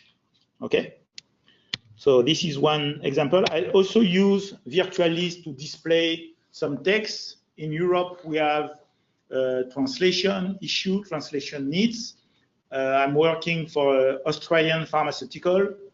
Now I'm deliver the solution in France for test, but I know that soon I have to deliver in a few other countries in Europe, in German, in English, in Polish. So from start, I asked myself, do I have to translate my solution at the end? I didn't want that. I didn't want to change, to translate any buttons, every menus. It will be too much of a work. So the solution I found is I put all the word I use in my UI into a big table, one field per language, and any user can, in his settings, choose his own language, but I don't use the word. Each line of words in different languages are connected to a code. And everything is by code only. You see the first column on the left. And in this example, so I have in English and in French. So in each new language is just a field. And each items in the list or in the menu, everything goes to a virtual list in memory. And I just have to filter. So the gray area on the right, it's two different portals, the same virtual list connected, the same data, but with a different filter. Each menu has a name. I just have to say filter by if the name is the address, the staff, the product, and I display what I want with only one list of information. Okay. Card windows. Okay, as I said earlier, master detail is great, but I don't use it so much because with master detail, I'm connected to the context, and on large, very large projects, it's less time to work for me using card windows. Card windows are great because I can call them from anywhere, but for the user, it doesn't see the difference. He thought he's still in the same context. So master detail is really great for simple project or for beginner because he do a lot of work. There's a great article from Bizworks team about that. For me, card windows are better in really large projects because I can use the same layout from several contexts. The card can be anything. In master detail, the list part is a portal with the limitation of the portal. In a card window, I can do anything I want in my window. It can be a list, a portal, a form, a web viewer. Donc less work on complex project, I have less layouts. So an example, on my pharmaceutical solution, I have to track events.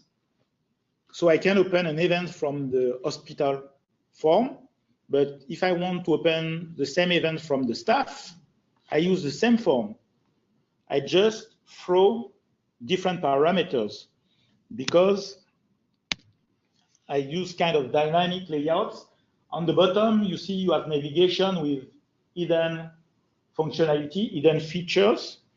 So the trick is, by this time, we did not have JSON function. So I don't know if you know what a club is. I don't remember what the C is in English. LOB is a large object, concatenated large object, something like that. So a French-Canadian guy made a lot of presentation, and he has a technique with custom function. I have the right to distribute the thing too. I will send you, we translate the custom function for you. And basically is he has a technique to send a lot of parameters, even blank, 0, and it works well.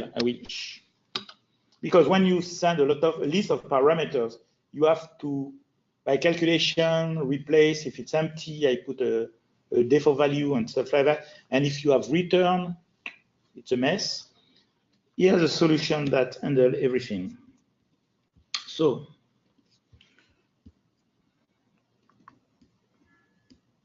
club demonstration by Sylvain Parent.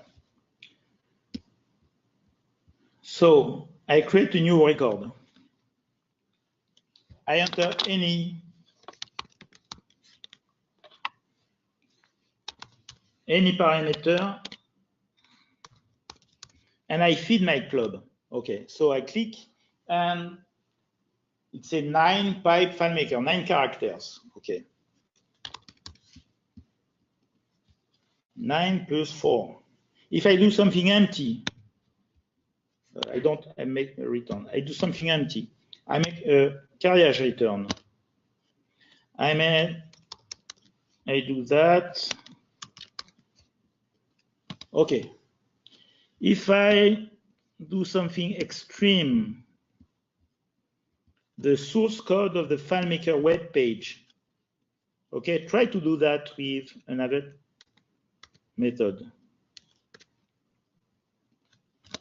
Okay. Now, in this demo, I open another table, and each record, each entries I did become a new record. Okay, I start with FileMaker. I go to the next record, my name, NT, carriage return, 2 numbers, and the source code. Okay, so how it works, when you will download that to a link I will give you later on, you have to copy these custom functions, and the most important are the two ones. The first one, you feed the club, the variable, and in a script or in a function, you call the first, the second, the third part of the club. And if the third element is 1,000 characters, it's always the third element. It's a whole thing. Okay. It's super fast. It's super easy to use, and it puts a lot of demo inside. So this is the principle. So I use this technique. I saw the first presentation of Sylvain's club maybe 5 years ago, and I have no more limitation to send parameters. It's so easy that I don't even work on the new JSON function. So this is, so you can feed the club when you on your button with the parameters or by script or and with the script trigger when you enter something, and after you retrieve the information in the script. Yes. Are you saying there's advantages of this over JSON? I don't know because I didn't try, but we need to do a test. Yeah, Like, it's yeah. For me, JSON is new, so I don't have enough experience. Sylvain, who is really experienced with his techniques, thinks his technique is better. I think if you have specific need, you have to test. So, but the club is so super easy. It's easy for you to make the compare. Okay.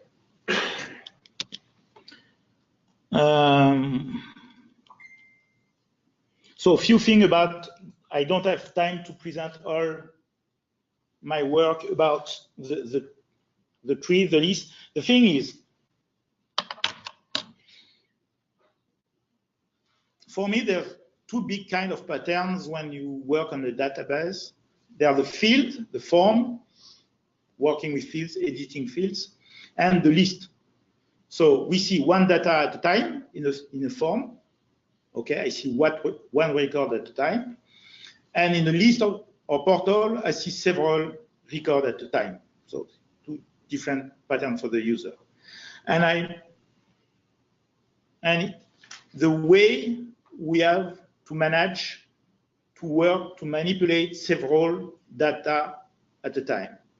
So I try to find solution, and I work on some example for you. So this screenshot was from a website 10 years ago and give me a lot of inspiration. I say, oh, I have to find a way to deliver this kind of behavior on FileMaker. Clicking on the row, I have a kind of drawer of function. I don't want my buttons on every rows in my portal. I want my button on the row when I need it with a kind of this UI. That's why I make my school thing. So first try of a drawer effect. After I click on a row, display related information plus contextual button. So I did that. By this time, it was with FileMaker 10, maybe 8, 7 years ago, we didn't have the hidden feature or filter in the portal. We didn't have none of them. So the technique I used was pretty unorthodox.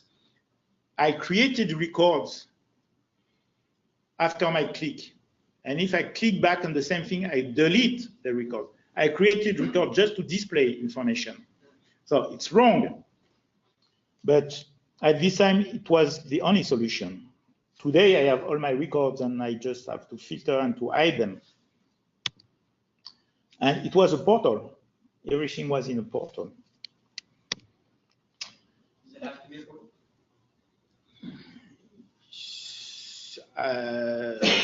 Yes, because I made the navigation on the mainly it was on iPad, and because of my navigation on the vertical navigation, I couldn't use a list.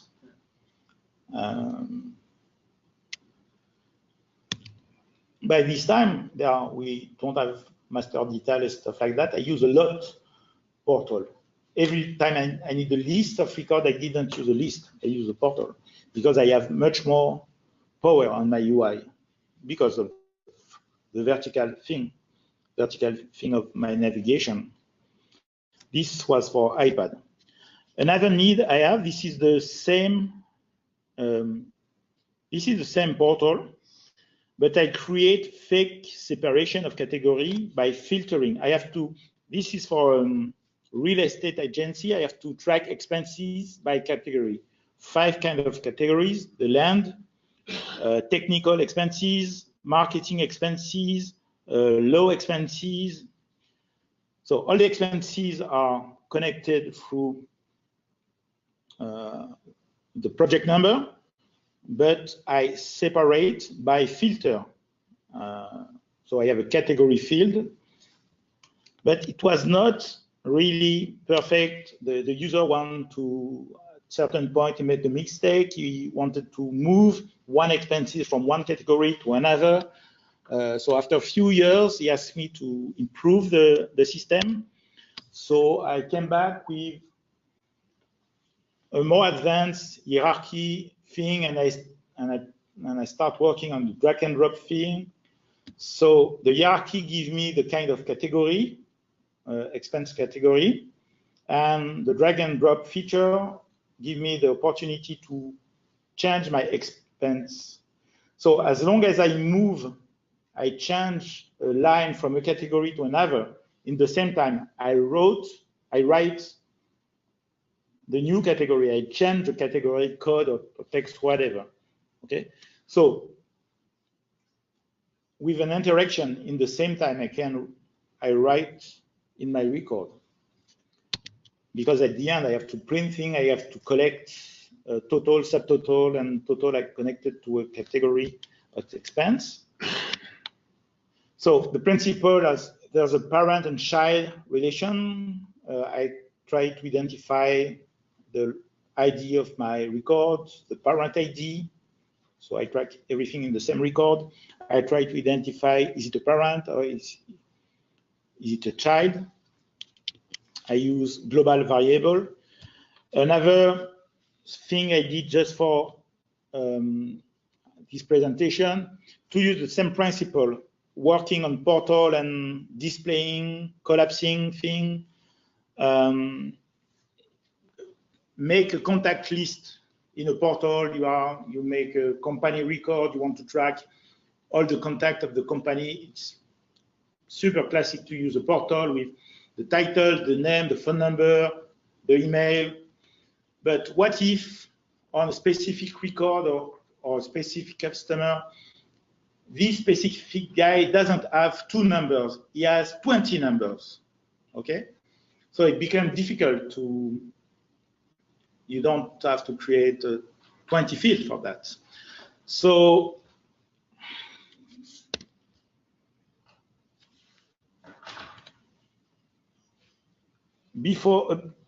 instead of using vertical philosophy with columns and rows, everything what can be a column could be a row.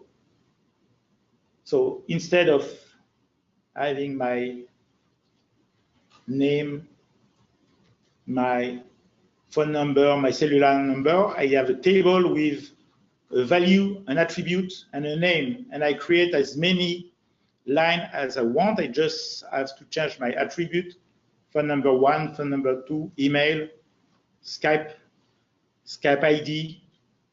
Yes? Are you using any particular technique for your hierarchy portals?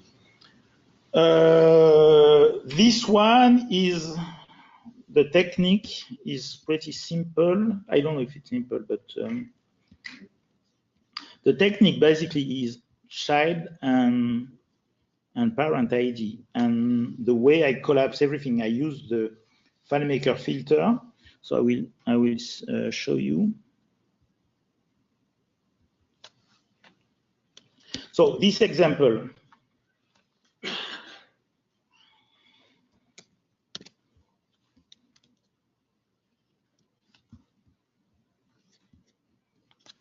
in the first Vince, when I did this example 2 weeks ago in my office in Nice, I put Tim Cook, John Ive, and last week I erased everything.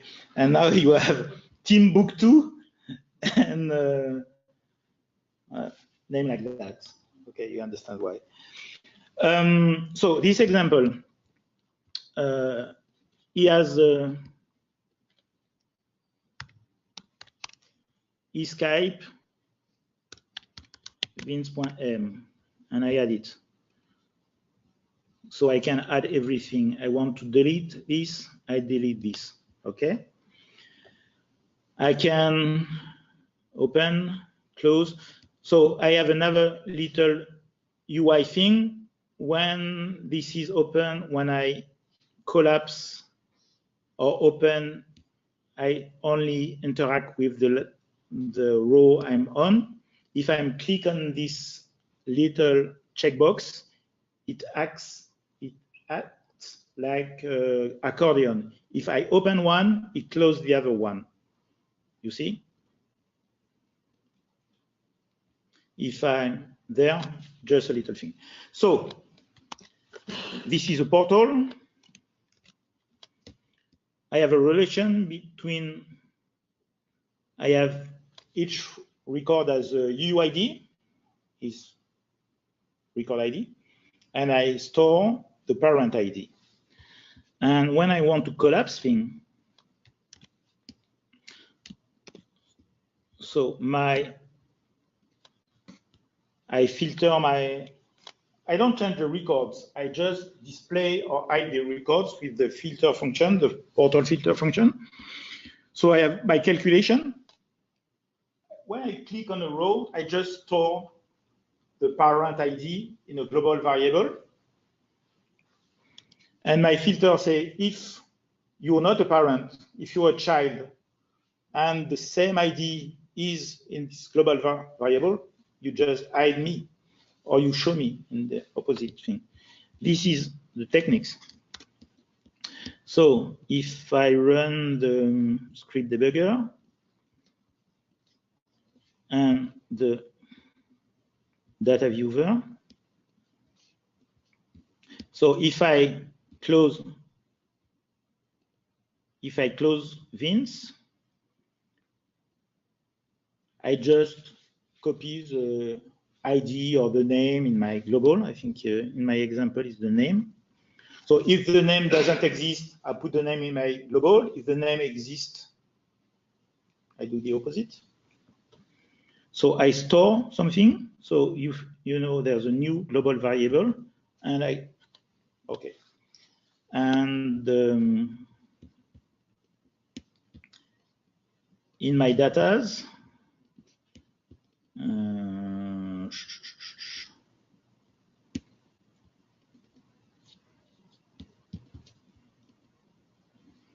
so where is Vince there? Voilà, all my Vince are here, and this example is really basic. So the two @ are symbolize the parent, so I don't touch this one. As soon as I don't have these items, I display or not. So it's super easy. So it's really important for me to try to find a way to deal with this kind of data in the list. And the top of my work recently was that.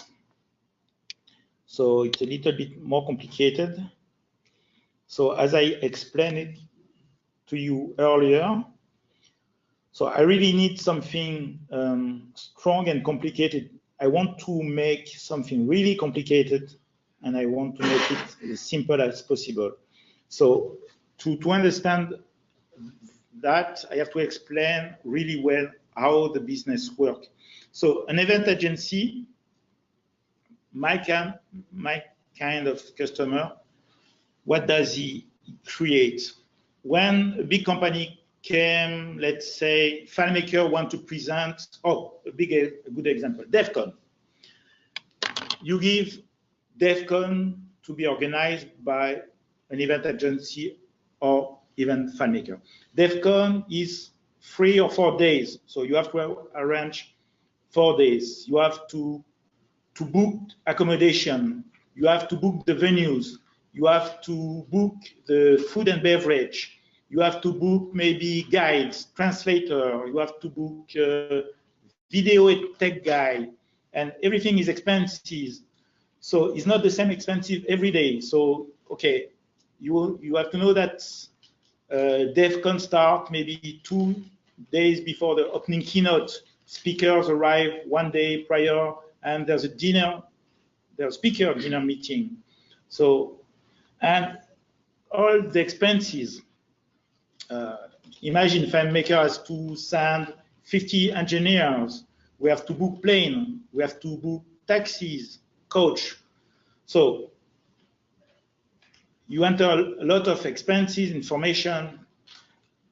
Okay, do I have to present all the FileMaker DevCon by day? Okay, starting on Sunday, Monday, Sunday I have my accommodation, I have my transportation. But the CEO asks, okay, you present me all the expenses by day, but please present me all the expenses by category. I want to know how much are all the transportation, what is the part of the hotel. So when you have a project like DevCon, could be thousands of lines. And in few minutes, they ask you, present me the report, a total and a subtotal by day, or the same meeting, the same event by category. Imagine you have to, the regular sub-summary report, you sort total by some criteria, but you have to change the sorting order. So it's a lot of job if you don't prepare with the right solution. So what I try to do is I try to address the specific needs for events, to change a bunch of lines with one drag and drop is the same thing as replace all the same field with a sort number, basically. This is the trick. So I wanted just a user interface to do that. Yes? Can we go back to the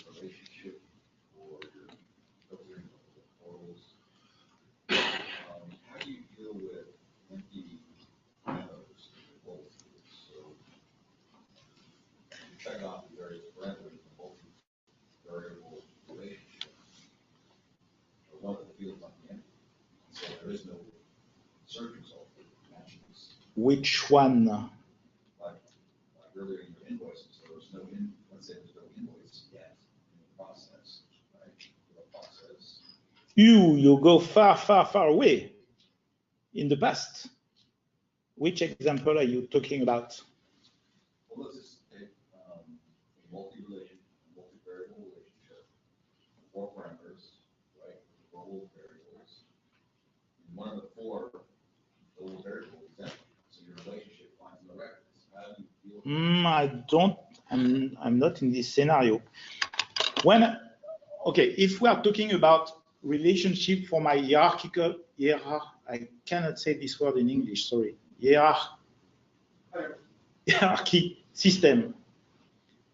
I always have something.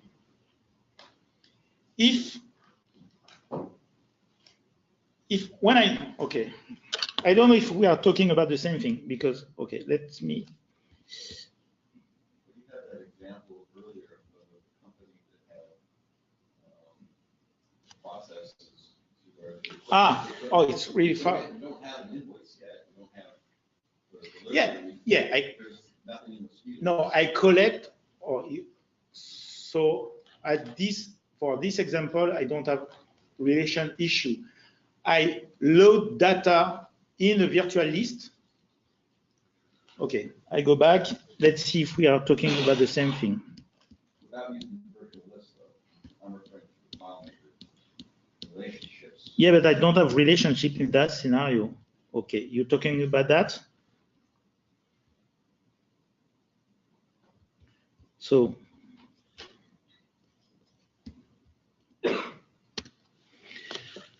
I collect data from the purchase order table. If there's nothing, I don't display nothing. I don't have, I have no hierarchy. I have no relationship there. I collect data into a virtual list. If I have nothing, I don't display nothing. Hierarchy technique is another, it's another example. Well, you have 3 parameters that do match, or it doesn't. So you just want to show that 3 parameters match. I don't know which. Sorry, I don't understand what example are you talking about.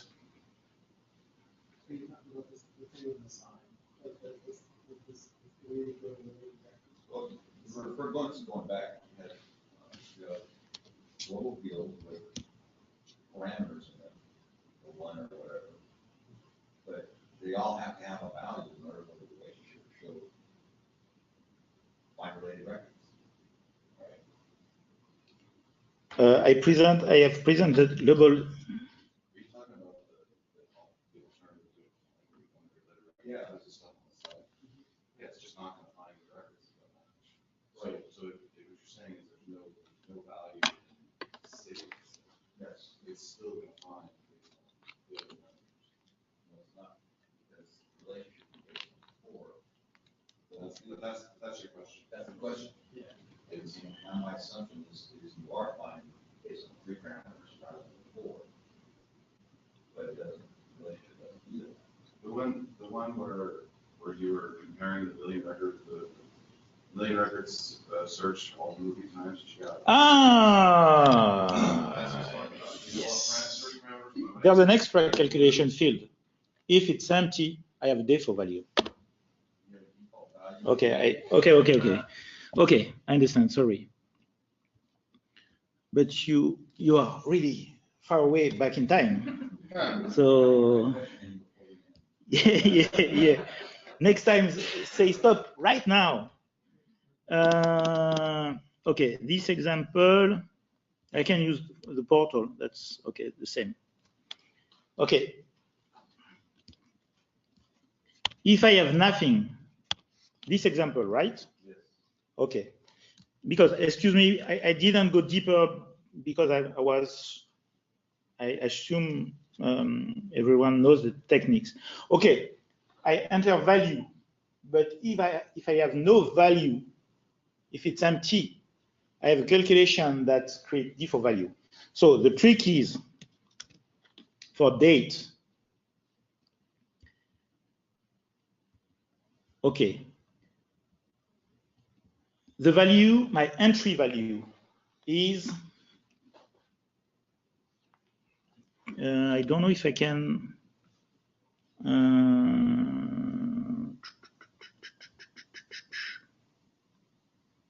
is better?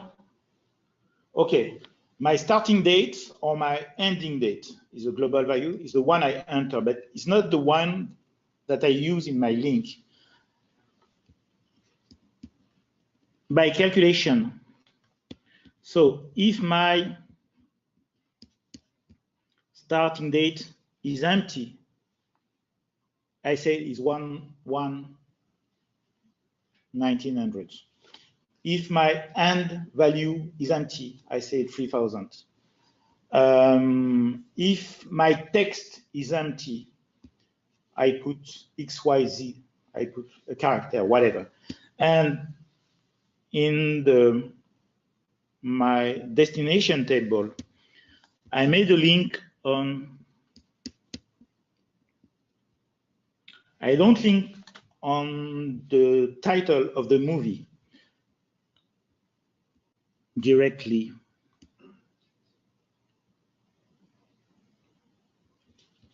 I made it hard, but it could be by calculation.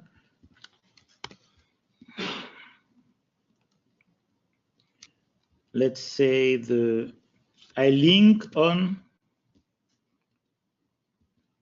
every name as XYZ. It's a really old technique.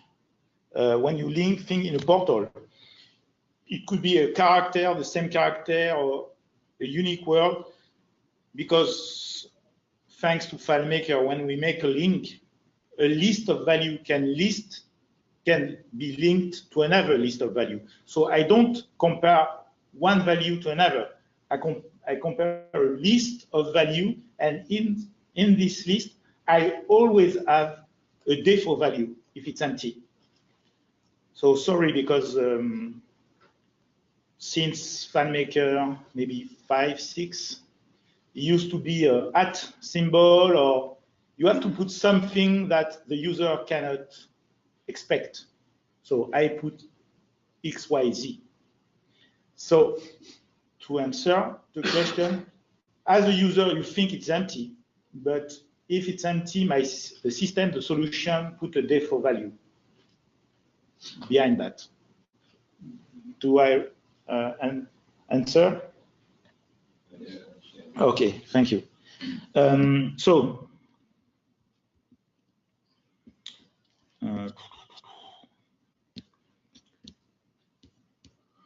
the idea with my technique there. So for the event business, or you will, if you're looking for drag and drop FileMaker hierarchy, FileMaker stuff like that, you will find a lot of examples, but none of them was addressing my needs. Most of the thing, there's Excelsis does a great example about infinite hierarchy tree, but I don't want something infinite. I have specific rules.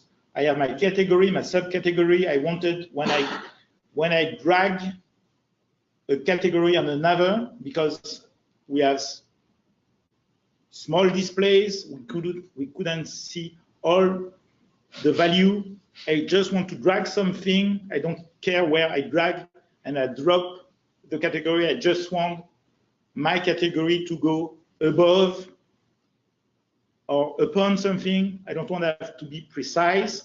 So I create these tools. So if I want to put the pink category between the green and the purple, I just have to drop it anywhere on the green, and it will go automatically. Okay? But if I want to move a subcategory, I can move a subcategory inside the same category or in another category. So as long as I'm going to something bigger, it works. If if the same element, the element of the same size, they don't mix. So it's harder to explain in English, but you just have to see, and it works. So the thing is, now I give the user a tool to work on the final report easily. When my customer asks me, can I move the rows like Excel? I say, yes, you can. And better than Excel, you can move 100 rows in one move. This is, it could be, it seems complicated to make. Is it complicated? I made 3 different iterations in 2 years, but now I have something super fast, not super modular, because I have few links, few scripts, few fields, but I can use my techniques in many different areas. I use it in my invoice system. I use it for this customer. Let's say. So it was for the customer, and after and I have a lot of possibility with the interface because I work with groups. I can duplicate a group. So 20 rows. I start my DEFCON example. I collect all the expenses of the first day, but the second and the third day are the same. I just have to duplicate a bunch of rows in the same time. So I can duplicate a group of rows. I can copy, I can import, I can export a group of rows in my portal. It's the same time a hierarchy pattern. I have drag and drops features. So I use it in my own invoicing system. So when I present my proposal, my quotes, I can classify my lines. And if I want to present my training first, or my custom development hours first, or my licenses first, I just have to drag and drop. And if I have a big quotation and I have to make some change, I can duplicate everything. It's super easy. So this is my last slide. I took much more time. Thank you for your time. If you have questions, yes? Quick question. Which JavaScript calendar do you use? Full calendar. Okay. Full calendar. You know this one? Fullcalendar.io, I think. So the calendar part is free. So you can make as many calendars as you want with the basic view, agenda view, week view. Everything is free. If you want a scheduler, you have to pay for the scheduler part. The documentation is huge. So you need to work a little bit on the HTML thing, and it's not so complicated, but it's a bit of a work to master the full calendar. If you're comfortable with FileMaker, I didn't have any HTML or CSS or JavaScript background.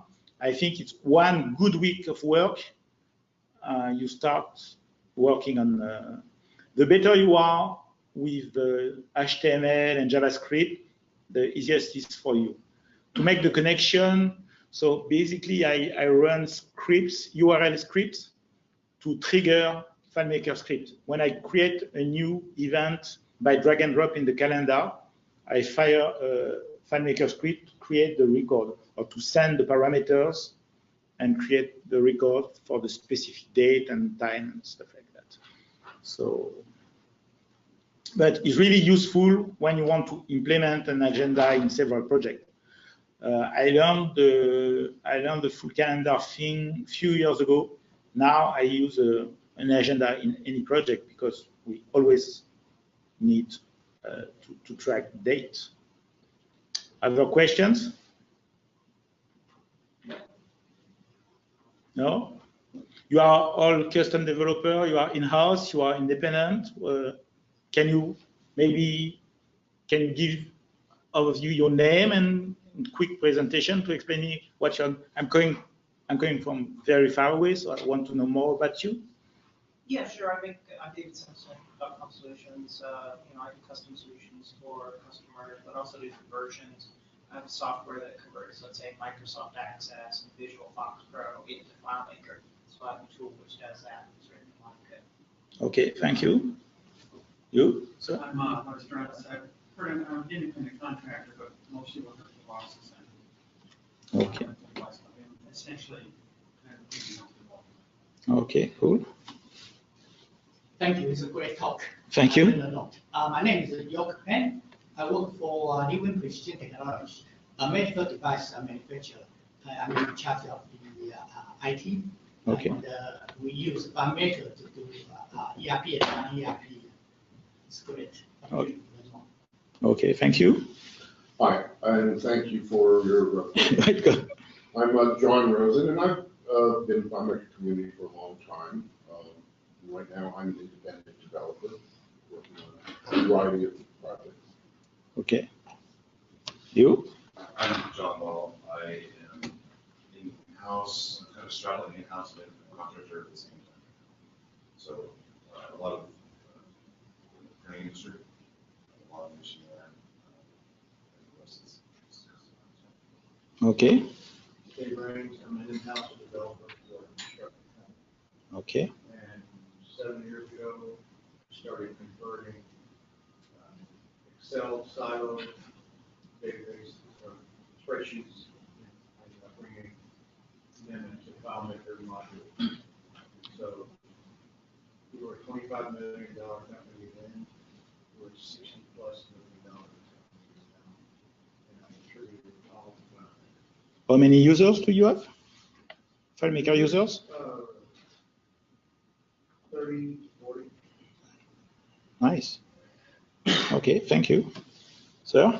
Bill Cameron, user interface designer used to do FileMaker development. Now again. Okay. I'm kind of in the same situation. My name's Eric. I used to sell the software product way back then. But last month, we launched a cloud service on Mac things for, I'm trying to gauge the developer interest in alternative cloud. So that's my focus right now. Okay. Maybe some world? Yeah. I'm coming from France. Come on. So I'm Steve Romig. I work at FileMaker. I've done a little bit of everything here. You missed my intro earlier or the last couple meetings. I started in tech support back in FileMaker 3, FileMaker Pro 3. I've come and gone a couple times, so there's some gaps in my FileMaker resume, but I'm currently responsible for training and for content development. So stuff that you see on the website, there's especially in our knowledge base, there's a good chance that I wrote it. So the three guys that organize everything. Vince?